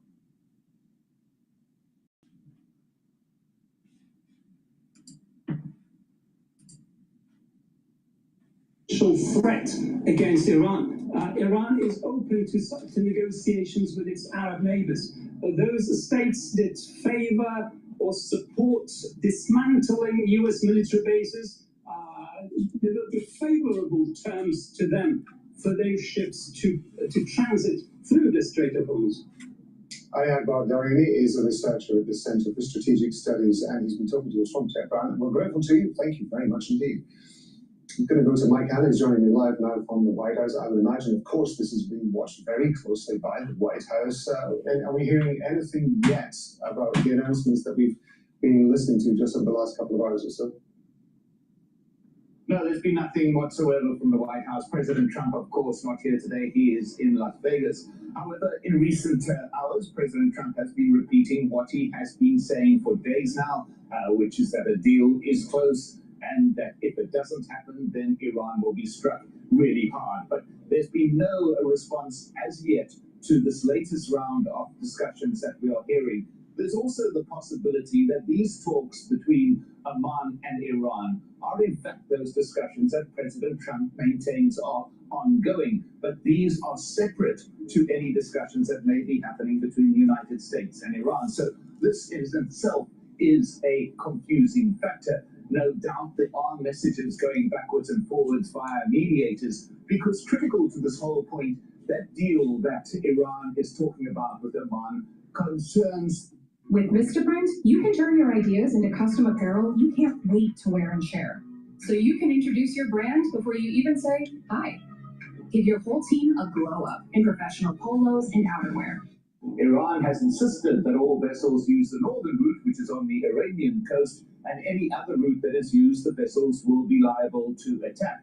So there's a direct connection between those discussions between Oman and Iran and the United States, and the United States' intent to get either control over the Strait of Hormuz or free passage through it. It's Mike Hannon at the White House. Mike, thank you very much indeed. Well, John Bolton is a former U.S. ambassador to the United Nations and served as National Security Advisor to President Donald Trump in his first term. He says even if there is a deal, he doubts Iran would stick to it for very long. What Trump wants here has nothing to do with the geostrategic environment in the Middle East. He wants the price of gasoline to American consumers to come down. And I think what he seems to be agreeing to here is a 60-day pause that will not settle any outstanding differences, but will allow toll-free traffic to resume through the Strait of Hormuz, which could result in a lot of oil and gas coming out and during that period of time. So that I'm sure was the interest that the U.S. was following. And if this deal comes through and it lasts for 60 days, that will be a boost for Trump in his efforts to get gas prices to consumers in the U.S. down. This deal obviously has nothing to do with international law like the Iranians keep talking about. The Strait of Hormuz is an international waterway which should be open to the innocent passage of all commercial vehicles.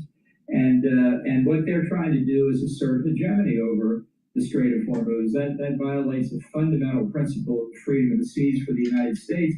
And for the Gulf Arab states, I would think it would be totally unacceptable to put their fate in the hands of Tehran. If anything, there is evidence that's, at least it's been reported in the public press, that the Iranians have resumed activity at Pickaxe Mountain near Natanz. I don't doubt it. I think the pieces of the government in Iran have never abandoned their strategic objective of getting nuclear weapons. That hasn't changed. I think the way this is developing, we'll simply see the attacks of March and April as a big exercise in mowing the lawn in Iran, and within some definable period of time, we're going to be right back to where we were before with the nuclear threat, the threat of Iran's terrorist proxies, and now the threat of hegemony over the Strait of Hormuz coming back to be a problem for everybody concerned. I don't think the Iranians are ever going to agree to any of that. They'll never stop trying to get nuclear weapons. That's why the conclusion is pretty straightforward. If you can't stop the objectionable behavior of a regime like this, pursuing nuclear weapons, supporting terrorism on a worldwide basis, their behavior doesn't change. You either accept that behavior and live with the danger, which I think is unacceptable, or you change the regime. Well, as we mentioned earlier, Yemen's Ansarul Houthis say they've attacked a Saudi oil tanker in the Red Sea. Laura Carney explains how Houthi attacks in the region could have global consequences. Yemen's Ansarullah Houthis say they attacked a Saudi oil tanker off the coast of Yanbu on the Red Sea. Now, the group also claimed an attack on Nasrun Airport in southwestern Saudi Arabia on Tuesday. And they said this was in response to Saudi drones flying over Yemen. Saudi Arabia hasn't yet confirmed that claim. But the Houthis are also escalating their actions in the Red Sea. On the 20th of July, they announced a naval blockade on Saudi shipping, calling it an eye-for-an-eye response to a continued Saudi siege and an attack on Sana'a Airport. Now, the Houthis control much of the Red Sea coastline. You can see it just shaded over here. That's overlooking the Bab el-Mandeb. Now, this is a strait that also connects the Gulf of Aden with the Red Sea, and that's on the shores of Yemen, Djibouti, and also Eritrea. And at its narrowest point, this strait is only 29 kilometers wide. But with renewed threats, they may need to reshuffle the routes, usually bound to Asia via the Bab el-Mandeb. Now, that's either using the bypass route, and this would be via the east-west pipeline going across Saudi Arabia to the Summit pipeline up into Europe. It could additionally use the Suez Canal. Now, it would have to rely going up through there on the Suez map, and that's a medium-sized tanker. Now, these hold roughly half of the 2 million barrels of oil a Saudi tanker would usually carry. Now, this, we'll have a little look at the journey. In order to get to Asia, it would have to travel up through the Suez Canal, across the Mediterranean Sea, all the way around the African continent until it finally goes en route to Asia. Now, Saudi oil makes up around 66% of cargo moving through the Bab el-Mandeb. And with the Red Sea, it's also around 10 to 12% of global trade. Now, any disruption was adding fresh pressure to global energy supplies.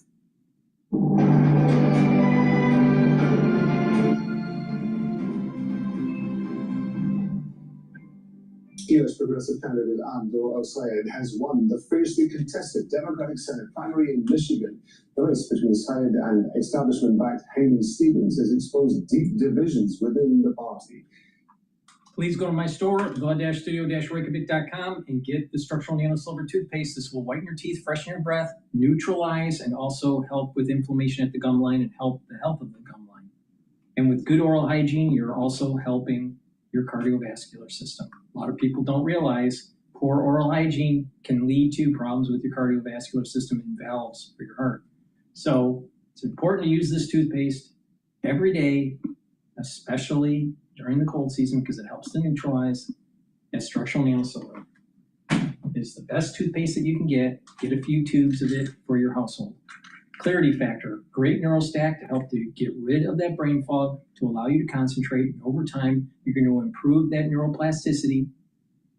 You're going to have your neurons link up more.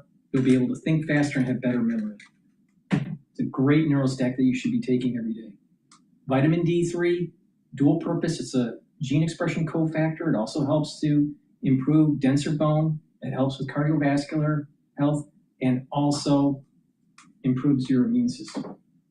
And if you're 40 years of age or older, take Myotrol. This has polyphenols, flavonoids, and lignans to help build muscle.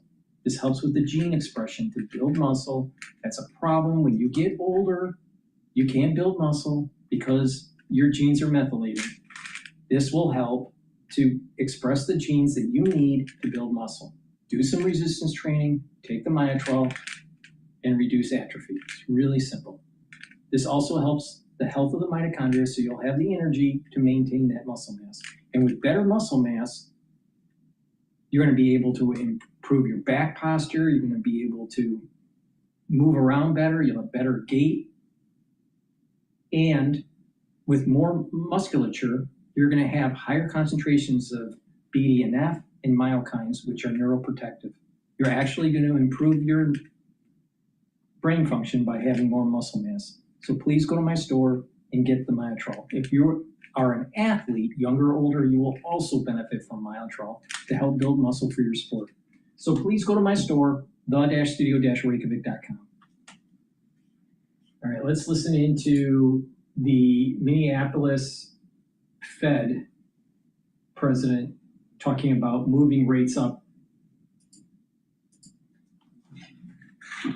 With us is Minneapolis Fed President Neil Kashkari. He was one of the dissenters last week. Let's talk about rates, rate hikes, and your decision to dissent. Well, thanks for having me, Andrew. It's great to be here. Inflation's been high now for 5+ years. Energy prices remain high. I think the outlook for the Strait of Hormuz is uncertain. I certainly don't trust the Iranians. And so at some point, the Fed's job is to get inflation back down to our 2% target. Corporate earnings are through the roof. They're doing great. The consumer is hanging in there. The labor market is hanging in there. I look at this constellation and I say, what evidence do I have that monetary policy is particularly restrictive right now?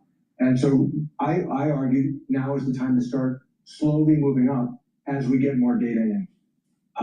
There were some other dissenters with you. You've dissented before. I have. By the way, this was really the first time with Kevin Warsh now in the seat. I'm curious just what your thought was about that, because there was a view that sometimes a new chair comes in, may have a particular view. Sometimes there might be like a honeymoon period. It doesn't seem like you were giving him the honeymoon period. Well, he said publicly many times that he likes a good family fight. He said that publicly. He said that internally. And I'll just say he said to me, do what you think is the right thing to do for the economy. And I said, I really appreciate that. So tell me how it happens, because at least historically, the Fed chair has called around before a meeting and said, what are you going to do? What's your plan? And I assume has tried to either talk you into or out of wherever. That's not exactly how those calls go. So usually those calls go, and Kevin, and we appreciate it, Chairman Warsh has continued the tradition of reaching out to everybody in advance. We have a discussion about how I'm seeing the economy, how he's seeing the economy. We talk about, we might see things similarly or differently. And then I say, hey, here's where I'm likely coming out in terms of my policy recommendation. In this case, I was undecided. I wanted to go into the meeting and hear all the arguments on both sides. And I ultimately decided that raising rates was the right thing to do. I wasn't pounding the table that we needed to raise now, and if we waited till September, that would be too late. But my conclusion, based on everything I listened to, was that it's better to get going. Okay. Is your expectation that in September, given what you know about the other members and where we are, that we will have a rate hike? I'm not going to speculate on what the committee might do. We have a lot of data that we're going to get in. We're going to have 2 more inflation prints between now and September. A lot of news potentially to come from the Middle East. Data centers, everything else we're going to look at before we decide. But just to go back on this a little bit, we talked to Brian Moynihan. His team thinks there could be 3 rate hikes by the end of the year. What is the Neil Kashkari view of the world? Well, that's not impossible in my view. If inflation continues to move sideways or even get worse from here, then I think we're going to have to start gradually adjusting interest rates to bring things back down. The conundrum that we're facing is traditional economic analysis says if there's a one-time supply shock, monetary policy should just let that flow through the economy, don't necessarily react to it. But now we've had a series of successive supply shocks over 4 or 5 years. Inflation has been frustratingly persistent. It's our job to get inflation back down. I think Joe's got a question back in New York. Joe?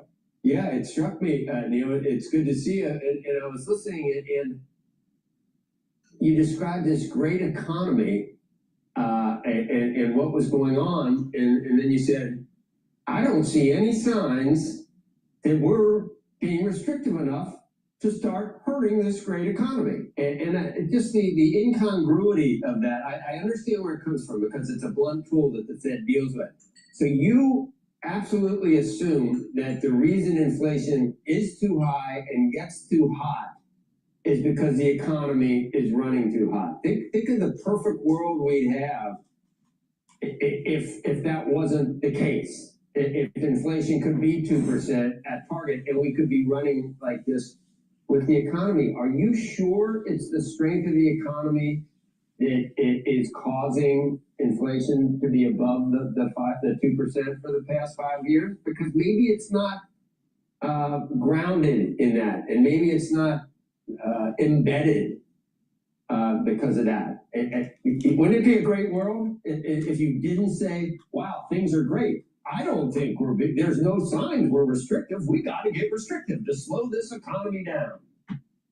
Well, obviously, Joe, you know that my goal is not to slow the economy down. The goal is to get inflation back down to our 2% target. And as you said, we have one tool. Now, I don't think most of the inflation that we've experienced is because of economic growth and robust demand. I think most of the inflation has been because of these successive supply shocks. There is a demand element on top of it as well. And nonetheless, it's the Fed's job to get inflation back down to our 2% target. I went back to the transcripts from the 1970s. In the 1970s, the Burns Fed also diagnosed the high inflation as a series of successive supply shocks. I don't think now, this is not the 1970s. The economy is way better than it was in the 1970s on many dimensions. But I don't think anybody would look back and say, boy, the Burns Fed was right to just look through all those supply shocks and let inflation continue to run hot.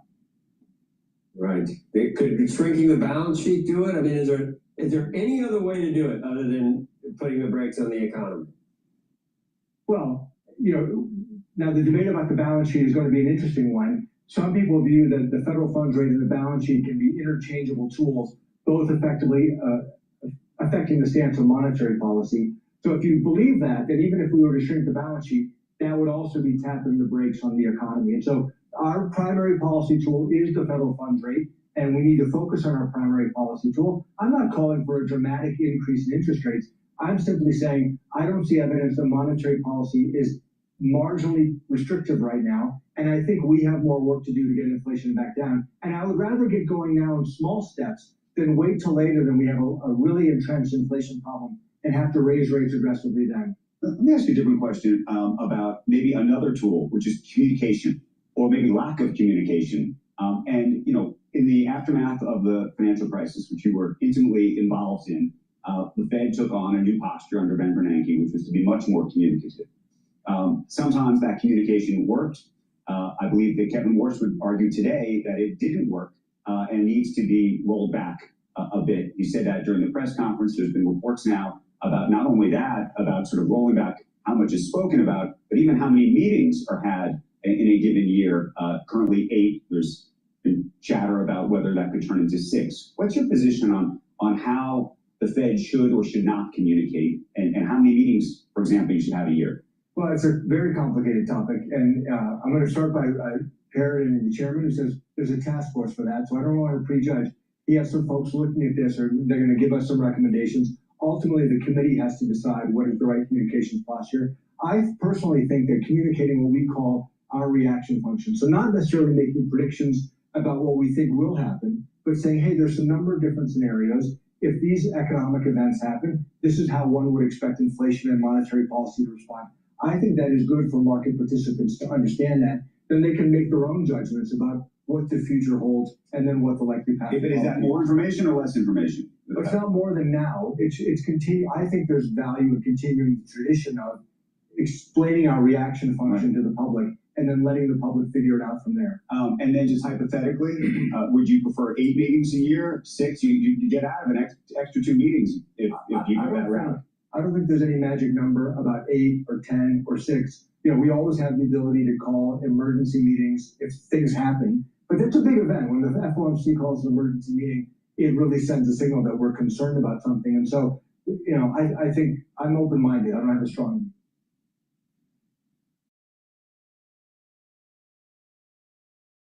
Please go to my store, the-studio-reykjavik.com, and get the structural nail silver gels. You can get it in the tube form or the quick dispenser form called Renew. They're dual purpose. They'll help to heal a wound quicker. You can use it as daily skincare. And during the cold season, the allergy season, or just cleaning around the house, put it on your hands, lightly coat your nostrils. They'll stay active for 5.5 hours. Great for the allergy season, great for the cold season. Make sure you have some at home or at work. You never know when you need it. I have Max 35 and Cleanse in stock. Use either one. Cleanse, Max 35 is 35 parts per million. Cleanse is 30 parts per million. Take a teaspoon a day of either one, swish in your mouth, gargle about 20 seconds, and then swallow it. What this will do is neutralize, improve your oral cavity, the health of your oral cavity and your oral pharynx, maintain your mucosal barrier, and help the health of your epithelial cells. This will help to boost up your innate immune system. Super important. Because if you're reducing the number of times that you get the common cold, the better off you are in slowing the aging process. People that chronically get sick, guess what? You age faster. So this is part of that protocol that I have. The foundation of the protocol is the probiotics. The first pillar, the max 30 fiber cleanse to boost up that innate immune system. The second pillar, C60, to soak up free radicals. The third pillar, turmeric, ashwagandha, and lignans to boost up that immune system and endocrine system. And Boomer Boost to rev up your metabolism and have a steady burn of energy. That works synergistically to help to slow down the aging process and to have longevity and vitality. So please go to my store, the-studio-reykjavik.com, use discount 5, all caps, discount and the number 5, and you get $5 off any order. With that, let's listen into Fox News. Become a smarter investor with CNBC Pro. 24/7 access to market-moving news and interviews with free global live stream. We are still waiting on results, and the biggest test yet for progressive Democrats as the race between Michigan Senate candidates Abdul El-Sayed and Haley Stevens is still too close to call this one. Meanwhile, in Missouri, DSA candidate Cori Bush losing her comeback bid against incumbent Wesley Bell. Madeline Rivera joins us live from Washington with the details. Good morning, Maddie. Hi, good morning. That's right, guys. It's hard to overstate the importance of the races in Michigan. The contests reflect the larger ideological battle waging within the Democratic Party. The marquee race in the Wolverine state, the Democratic primary for Senate, remains too close to call. Far-left candidate Abdul El-Sayed is leading establishment-backed Haley Stevens by a little more than a percentage point. Both believe they'll each emerge victorious. Whatever happens tonight, we have a responsibility to assure that we unite. This is an older clip. It's not an updated clip. He wins. So let's take a look at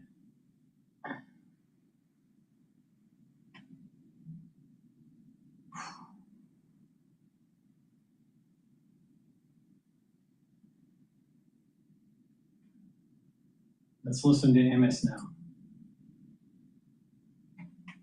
It is time for the group chat, and there is so much to talk about today. It seems we do have a winner in the Democratic Party's biggest and most expensive primary of this summer. We can now officially report that Abdul El-Sayed has won the Democratic primary for the U.S. Senate in Michigan. We just heard from El-Sayed's campaign that Stevens called him to officially concede. So let's bring in the group chat. Moshe Wanunu, Mosh News founder and editor-in-chief. He also hosts the Mo News Daily podcast.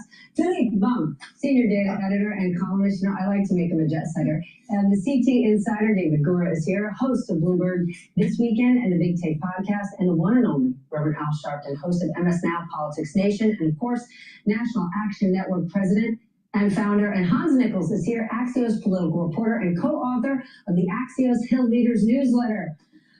Okay, this is the race everybody is talking about. What is your takeaway? Look, I think a lot of people are going to look at this as a litmus for kind of broader trends within the country. You mentioned how expensive it was, and that's kind of what I'm most focused on here, the amount of money that was poured into this race. I think $30 million from AIPAC alone, but $70 or $80 million was put up against El-Sayed, and I think it's an indictment of our politics, but a very vivid illustration of the fact that money is so critical to these midterms as we've seen them play out thus far. I'll be interested to sort of pick apart the data over the course of the day, sort of where he made inroads and didn't, but yeah, that stands out as the starkest thing for me. Critical or not, Hans, right? $80 million and a scrappy guy wins, right? It's almost like it's almost like Ukraine using their cheap drones to defeat the world's most expensive missiles. It would be a fool's errand for you and I to engage in too many more metaphors and too many more similes comparing this, but I take your point, okay? Look, I made a dozen calls this morning, late into the night. The general consensus seems to be that most Republicans are ecstatic. This is exactly the outcome they wanted. They wanted a split decision. They wanted a divided party, and that's what they have on the Democratic side. They also have an El-Sayed that shows that he needs to do some real work within his own party to assemble a coalition to win in the general election. Now, on the Democratic side, it's not all tears. They're basically having a real hard conversation with themselves, which is to say, how quickly can we come together?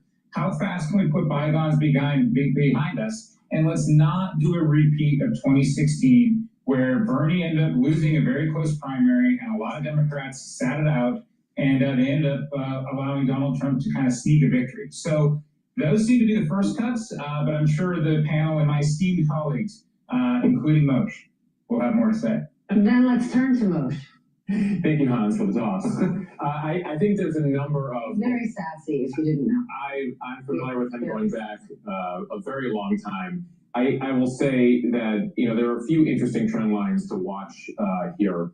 As David was saying, going through the numbers on the class divide, the income divide, when you look at the trend line so far when it comes to the progressive candidates and the DSA candidates, they continue, and you saw it again in Michigan last night, they're winning higher income households. And you're seeing also a challenge that Democrats had in 2024 with working class voters, right, where they moved to Trump.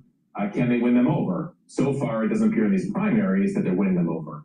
And so El Said has about 13 weeks here to bring the party together. And it was interesting listening to him last night, right? He talked about unity. He immediately pivoted to Mike Rogers last night. And so, the big question is, how much resentment will there be there? And in a state where Trump won twice, Trump would say 3 times, right? But Trump won at least twice. Can he be competitive in what is the biggest test now for the progressive wing of the party? Rev, I want to share for you our new colleague, Peter Alexander. He joined us last night for the special, and he spoke to some voters in Michigan about this primary, and I want to share what they said. We're somewhat... I'll keep this quick. We need a huge number of donations today to flip this U.S. Senate seat in Texas. If everyone watching this right now made a contribution, We're somewhat disappointed in the Democratic Party as it currently sits. Not to mean we're going to walk away.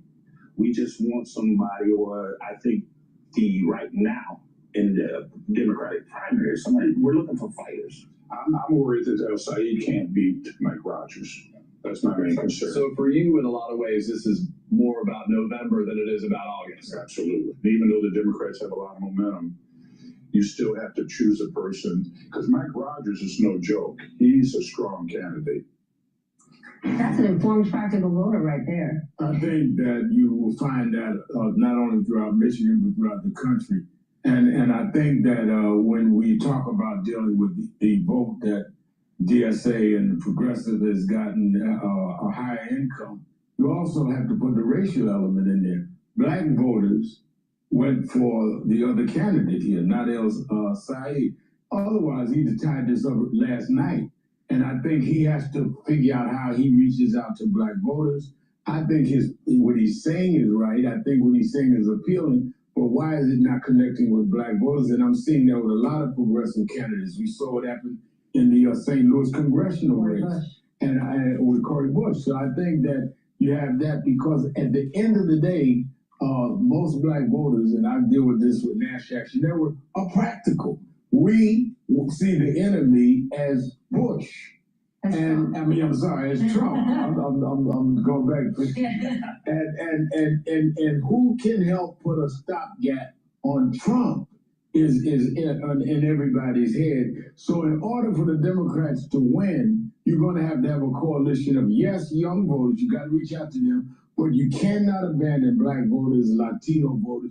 You have to talk our interests, not just talk about I'm left or right when we feel that the right has not been right with us and the left has left us behind. But this goes back to the practicality thing, right? There are a lot of people who might say, I want to blow up the system. I want something different. But the system we have is the system we currently have. And they say, we want fighters. There are currently fighters who are part of this establishment, right? If you watch Todd Blanche's hearing yesterday, I'm pretty sure Cory Booker was fighting. I'm pretty sure Sheldon Whitehouse was fighting. But in order for Democrats to actually change the system, they have got to win these Midwestern states. No, it's very true. I mean, your point is well taken. It is also the case, however, that people are, as the first voter that you just heard from articulated, very frustrated with the Democratic Party, feel broadly as though the party isn't doing enough in opposition to Donald Trump. I do think it's important to take away from Michigan that this was a candidate who had both the establishment and a lot of money weighed in against him and still won. That suggests that he actually has some political chops that shouldn't be set aside here, right? I want to say about electability, though, that I do think this has become a sort of a problematic issue in American politics. Explain. Because electability is really hard to measure. People feel like they have this innate sense of someone being better able to win or not able to win. I'm a polls guy. I believe in polls. I think polls are accurate. Polls weren't very accurate last night. Michigan, this happens, which is totally fair. But it is also the case that polls are not good at measuring things like electability in close races. This is a race where if you have someone like El Said who has shown that he is able to get people engaged, that he is able to build a coalition, that could change the dynamics of who turns out to vote. And if you're mismodeling who's coming out to vote in November, then you're misestimating who's the electable candidate here. So I think that people feel as though they become sort of their own personal little pundits and can evaluate what the standing of a race is. And I think those measurements are often wrong. And so I think to assume that El Said is in a worse position here than Stevens, I'm not sure that's the right read. Hans, he's a very, very skilled politician. And yes, come today, Mike Rogers and the Republican war chest are going to come at him with millions and millions of dollars, going after DSA, saying communism is coming for you. But here's the thing. What El Sayed actually campaigns on is affordability. How can Mike Rogers actually counter that on actual issues when Donald Trump is out there saying he deserves an A+ for the economy, when that's the #1 issue for voters who are struggling in the current economic climate? Well, one thing we know Mike Rogers can't do, and that is contradict the president. So let's leave that to the side. Rogers can try to change the conversation, and that's probably what we're going to have throughout most of 2026, is that Democrats are going to be talking about affordability and economy. Again, leave the president out of this. And the Republicans are going to be talking about communism, crime, defund this, defund that. So they want to turn into, my colleague Mark Caputo calls it, the hate election. That's really the strategy from on the Republican side. And it'll just come down to the old referendum versus a choice. And the Republicans want to make this a choice, and Democrats want to make it a referendum on the president. I would just, this whole electability argument we go through every 4 years at least. What's exciting about Michigan, and maybe I shouldn't be so sort of agnostic about it, but what's exciting about it, well, I am agnostic about it, is that this is the test case. This is the Bernie test case from 2016. If the progressive actually wins the primary and then goes on to win the general in a very close state, Michigan was either the second or third closest state in the presidential election, progressives then won't have an argument for 2028 on why one of their candidates should be the Democratic nominee. If Abdul Said goes down in flames and he has a difficult campaign, especially if it's a good year for Republicans, then the centrists, the Harris, the Joe Biden wing of the party will have a much better claim. So again, it's always been a proxy for 2028, but now it's really a test case for what Democrats should do on this electability argument you guys are talking about. But maybe the issue, David, is, we keep saying progressive, and electability. He is not running on extremely progressive ideals, right? He's not saying, let's open our borders and defund the police. A doctor is saying, let's figure out a way to have Medicare for all. Yeah, I think it'll be an amazing test here of the efficacy of trying to change that conversation to see if, this effort to make it a hate election really pays off here. But I think about this in contrast with what we just saw during the general election, where affordability, of course, was an issue then, and you had President Trump effectively saying, and his party saying, look, the Biden administration is telling you something, the Harris campaign is telling you something, in fact, that things are more difficult economically than they're telling you things aren't better. I think we kind of have the reversal here. I think that it's going to be very difficult, given the state of the country and the economy today, to make that case. I think that people can recognize pretty acutely how hard life is from an economic vantage and how much worse it's been made by this adventurism in the Middle East, the lack of focus on these economic issues by the president. I think that's the open question, is can you successfully change the narrative when it seems so apparent, I think, to so many people that really is what's front and center.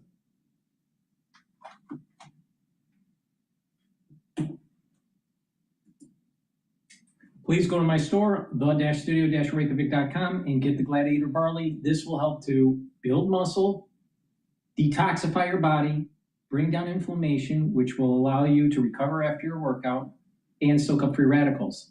This will also help to improve your immune system and endocrine system, and by soaking up free radicals,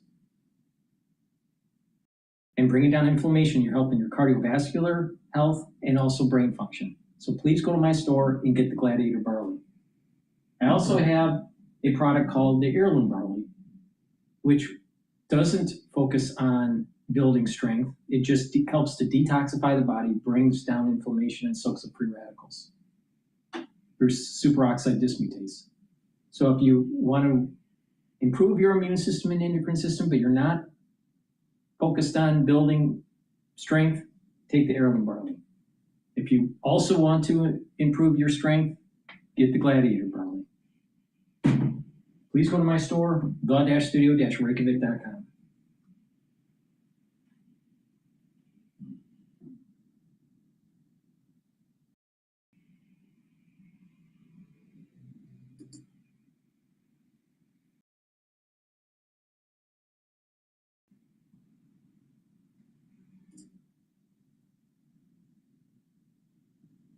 Sometimes I just want what I want right now, you know?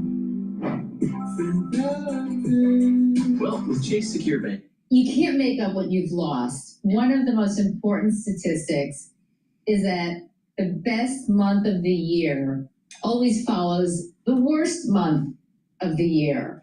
And so we show our clients in various ways, like if you try to time the market, you're likely to miss that massive rally like we had yesterday because you were so fearful of what was going on from June and July.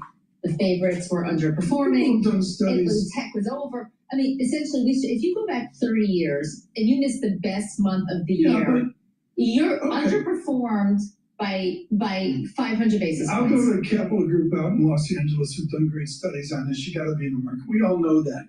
But you were weaned in Chicago, the land of fauna and French, where you have to play. You discuss that. Discuss. As my 3 male children would tell me, you miss all the shots you don't take.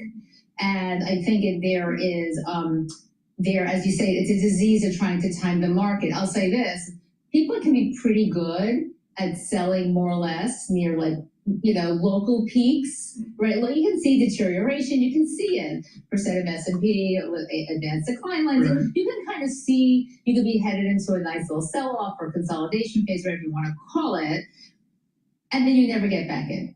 And that's the issue, because the lows are ugly. If you think about last Thursday, it just looked like the apocalypse. Actually, it turned out to be a clearing event. This is the reason why I keep on saying, be prudent. All right, we have a low VIX right now. There should be another spike that happens in the next month and a half to go towards around 2022 for VIX.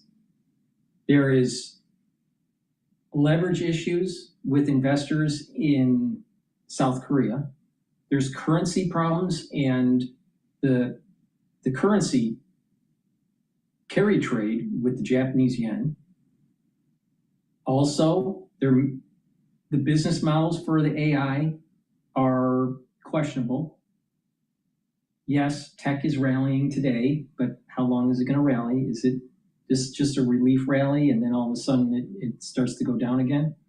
So I still have 7,800 by year end for the S&P 500. It may hit 8,000, but it's getting a little too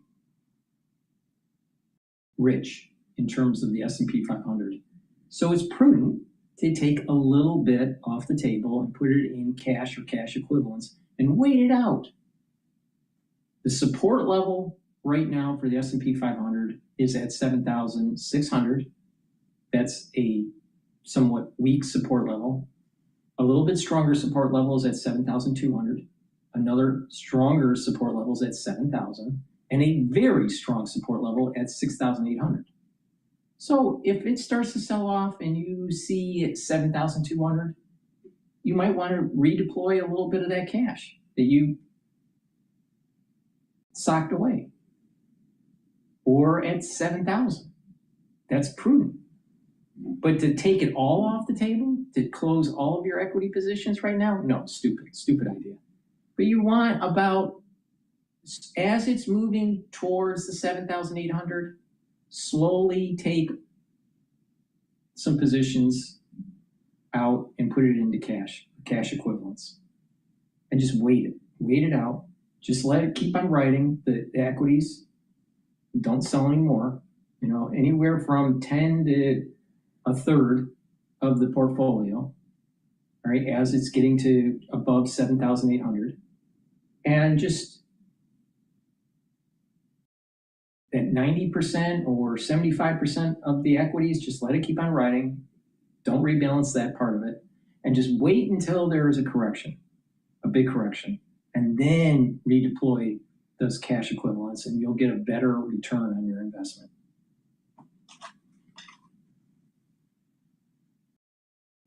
Just right now, I think 7 to 10% cash on hand at this moment, I think is a smart idea.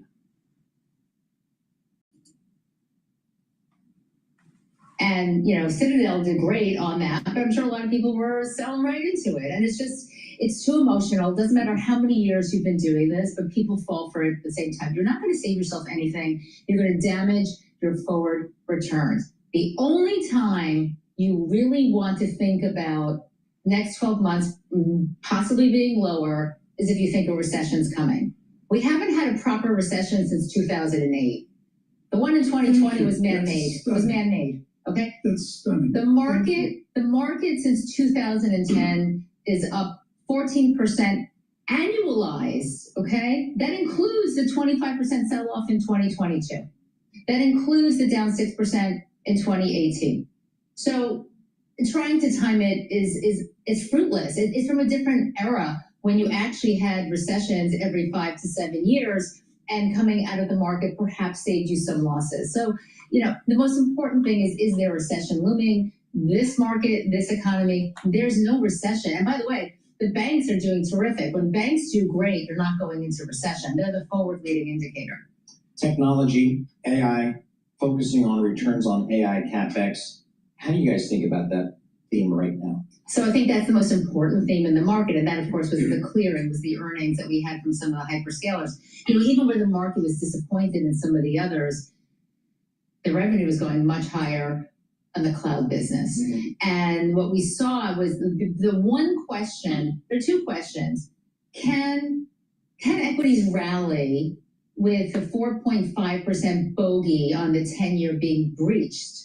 Right? Yep. And the answer was like, yeah, actually it was kind of fine. It was fine, okay? So that question was answered. So look, yields probably could get to 5% here simply because between the inflation numbers and, you know, from the questioning of the Fed's reaction function and the uncertainty in Iran, so that's number one, but equities are fine. The second big question is the ROI on spending, and that could have killed the entire market, okay? You would have wound up with healthcare, you know, utilities, and staples working. And the answer is actually the business model is working, even if free cash flow is going negative in the short term, even if they have to sell debt to fund it, they're reaccelerating the core business, which is cloud, and so it's working. And once you answer that question, you're off to the races. The whole complex can rally. Alicia Levine with this BNY, thrilled you're with us today across America, around the world. Futures up 28. Paul, I ask a question because I got to go nerd here in a moment. Paul Sweeney with Alicia Levine. Alicia, you say industrials, attractive entry point. And we had great numbers out of Caterpillar yesterday, so boy, that's a great time. So you have it's a perfect storm. You have the CapEx incentives from the One Big Beautiful Bill, which are rolling through the economy and are definitely helping hard assets, that's industrials, as well as the funding from the hyperscalers. So if you think about what you need to build a data center or what you need to build out the AI on the hard asset side, the projections for next year is $1 trillion in spending. That is going directly into the P&L of 20% of the S&P. So that's why we like it. I mean, industrials have been actually the best sector of the year. We think that continues. So give us your targets here quickly. Okay, 8,000 with risk to the upside. Yeah, but risk to the upside here, right? Okay. Forward earnings are growing at 30%.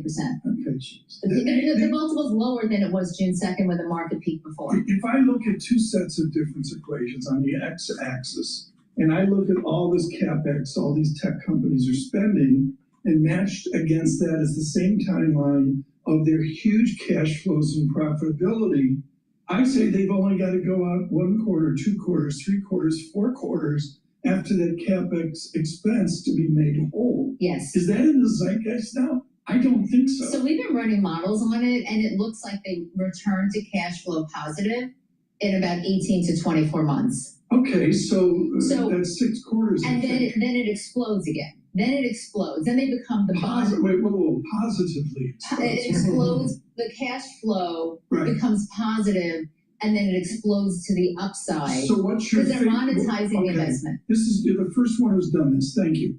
What's the fan distribution of outcomes? 24 quarters, whatever. Okay, let's call it. We're in 2026. Let's call it 2029. So you're looking at about flat 28 to 29, and then it explodes by 2030. The SP 500 moves every day. What if you could act on that movement today or tomorrow? SIBO prediction markets let you express a simple yes or no direction.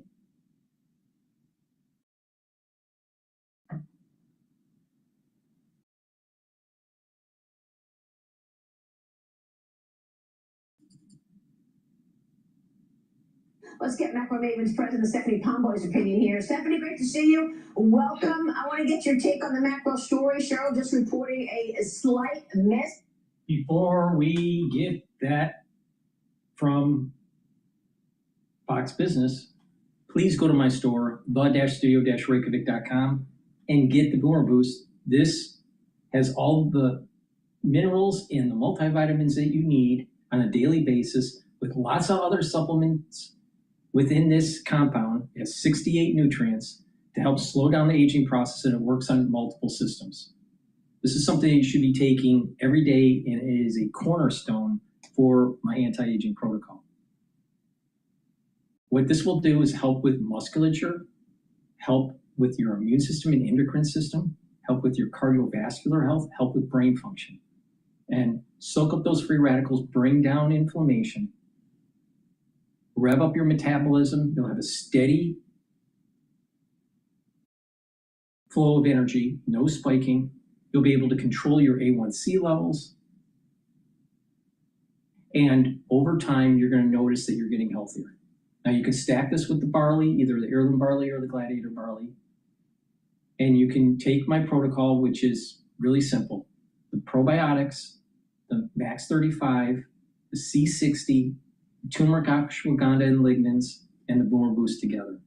And that's a very strong anti-aging protocol. Now, if you can't afford that, I understand. People are worried about their finances. Make sure you use discount 5 and you get $5 off. And if you can only pick one supplement, get the Boomer Boost. This gives you the minerals, the multivitamins, and many of the compounds that you need to help slow down the aging process. And when you can, then start stacking the way I just mentioned. But this is very important to take every day. Now, I was talking about C60. You can get it in MCT coconut oil, extra virgin olive oil, or avocado oil. C60 needs to be in an oil for proper absorption. Take a teaspoon a day every day. This is something that I've been doing for over 10 years every day. And what this will do is soak up free radicals about 1,000 times stronger than vitamin C. And by soaking up free radicals, you're boosting up the health of your mitochondria. You're going to have more energy. You're going to be able to recover quicker after a workout. When you soak up free radicals at the vascular level, what's happening is you're reducing the concentration of oxidized LDL. And when that happens, you're reducing plaque formation. You're also helping with your neurons. So your brain function is going to improve. And over time, your neurons will link better. Those dendritic connections will allow for faster cognition, faster thinking, and better memory. In addition, C60 is going to help with your immune system and your endocrine system. So you're going to slow down the aging process slowly, and it also helps with your skin health. It helps with the basal layer of your skin, especially if you stack it with resveratrol. Take a teaspoon a day every day. It's about 1,000 times stronger than vitamin C when you're taking a teaspoon a day. All right, so please go to my store, the-studio-reykjavik.com. It's the-studio-reykjavik.com. Use discount 5 to save some money. take these supplements every day to help slow down the aging process. These are supplements that I take every day to stay healthy. And if you apply a holistic approach, proper diet and exercise, learning new things, proper sleep, drinking filtered water, staying away from processed foods, you are going to be able to slow down the aging process and not be dependent on pharmacopoeia. All right, so let's carry on with what's going on in the debt market. On the ADP numbers, job creation of 44,000 versus an estimate of 70,000. Yeah, surprisingly soft, and the expectations for payrolls this week are, 80,000, which again is sort of on the softer side of the size gains we'd be liking to look at. And it's interesting because I was looking at an overlay of capital spending versus employment, and as you'd expect, normally they move together, and we've got obviously CapEx growing well into the double digits year on year, while employment growth is really, I think, 0.3% year on year. So it's a very unusual divergence. And I guess, maybe part of that speaks to the productivity involved in this whole, very technologically advanced CapEx boom. But it's a problem in terms of getting that engine of growth for the economy, the employment side really strengthening. And the fact that it's taking place also against the backdrop of these resplendent corporate profits is another sort of, a troubling facet. You'd think with 50% growth in profits and this boom in CapEx, that employment growth would be phenomenal, and it's not. So this ultimately becomes a problem in terms of the long-term trajectory for consumer spending if we're not going to get, solid labor income. So very much something to keep an eye on. If we see the numbers on Friday mimic this, Adam, do you think that the Labor Department's July jobs numbers will mimic what we're seeing in the ADP, which is a slight miss? That is the pattern that you typically see, which is why people pay attention to ADP. And yet, it's still growth. It's just a question of how much growth. We created, what was it this morning, 40, what was it, Cheryl, 40, how many thousand? 44,000 jobs. We created 44,000 jobs, right? Let's not, let's not fumble the ball. Let's not turn a win into a loss. 4.4% growth in pay year over year, according to ADP. That's a good number. Yeah, that's certainly good for wages. Well, you've got more earnings on the way, Stephanie. CVS, Disney, Uber, Eli Lilly, all reporting this morning. Lilly reported a strong quarter, raising its annual revenue forecast as the obesity and diabetes drug demand is strong. SpaceX. So you have the July ADP report of 44,000 that came in, new jobs, but the estimate was 70,000. This is an indication, potentially, that this job market with new job creation that Trump's been toting that oh, this is going to happen, it's anemic. Yes, it's positive, but it's anemic. It's not as good as people are saying. And this, everyone's like focused on, the unemployment, U3 data, but what about the U6 data? How many people checked out? How many people are tired of looking and not getting any response back? What about the ghosting of HR? What about ghost jobs that are posted? What about the problem with AI systems just launching 1,000 resumes at a time? And now we have AI slop in the job seeking domain. I think the job market is anemic. And I personally think that the peace in the Middle East will not hold, and that the overspending in AI is going to crash, and that the circular financing and the business models for OpenAI and Anthropic are not sustainable. That's what I think. Now, it's a pessimistic view, but it looks like everyone's super optimistic once the SP500 went to 7,723. What happens when it breaks 7,600 again? It starts marching to 7,200. Maybe I'm right. And this is the reason why putting about 7 to 10% in cash or cash equivalents is prudent. Reported a beat in its first quarterly report. Of course, they lost money, but it was less than they thought. Strong AI revenue results and forecasts also, but of course, the lockup period has begun. Lockup expirations began after the company's second quarter report last night, and the lockup timing is well known. Expectations have put pressure on this stock because they're expecting insiders to start selling. Stephanie, your thoughts on the backdrop in terms of earnings? I know you've been worried about a competition for capital versus the government and private investors, right? Yeah, well, speaking of the lockup, we have this situation now where the stock market has shifted from having this wonderful tailwind of share buybacks that were exceeding $1 trillion a year to now having net issuance. Led primarily with the SpaceX IPO this year, issuance is up 170% year on year.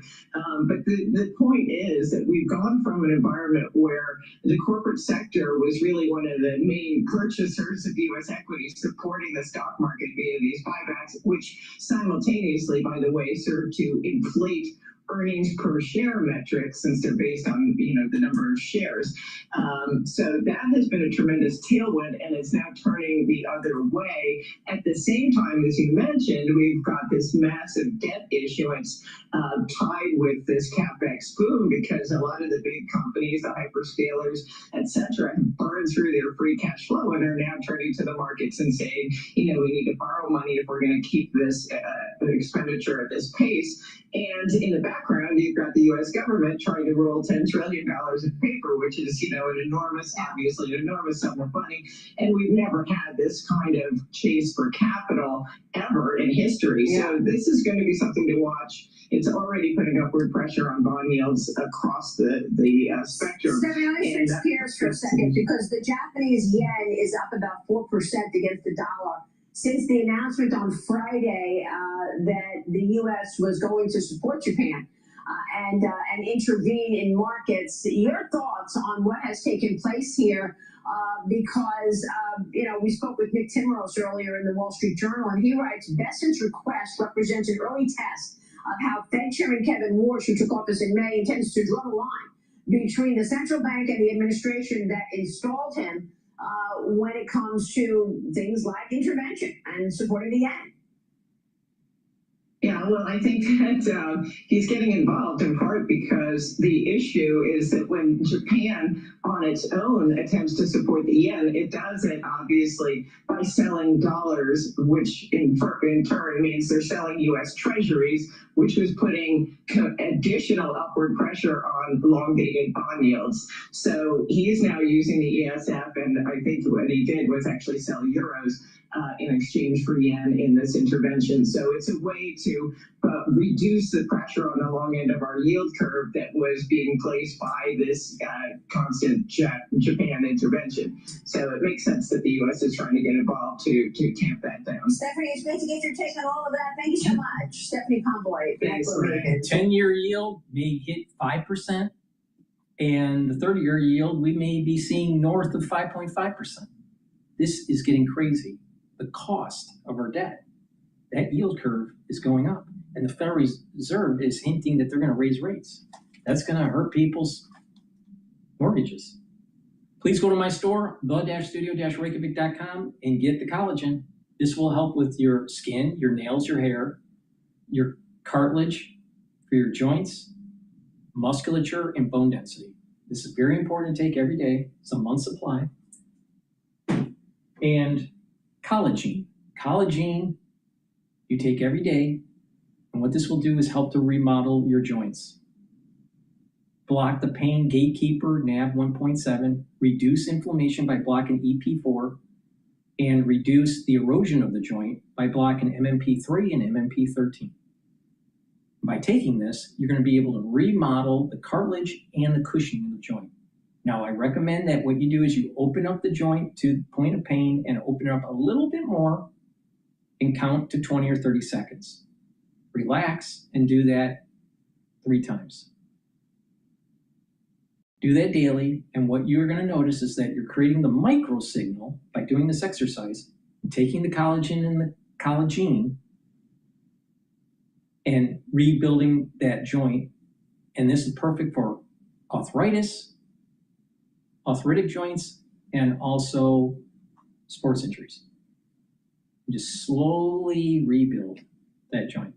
And depending on how long you've had the problem, depends on how long it takes to reduce the pain and remodel. But it can be done. So please go to my store, the-studio-reykjavik.com. Get the great products that I offer, like the collagen and the collagen, and all the other supplements. Use discount 5 and you get $5 off any order. That's the end of the broadcast. Just to recap, the SP 500 is trading at 7,731. And I think it's prudent to move a little bit, 5-7% of your equity position into cash or cash equivalents. Just kind of wait it out. Let the rest of your equity positions keep on riding up if it goes up. And if it goes down, if the equities go down, it's okay. Use that cash to buy in, especially if it hits the trigger of 7,200, 7,000, or better yet, 6,800. I just told you how to make some money. So please go to my store, the-studio-reykjavik.com. Help support the work that I do. All these videos are for free. Please share the links, ask your social media to follow me, and be a paid member to my Patreon channel. I greatly appreciate it because it's through the help of the individuals that watch the show that allows me to do this for free. Thank you for listening and have a nice day.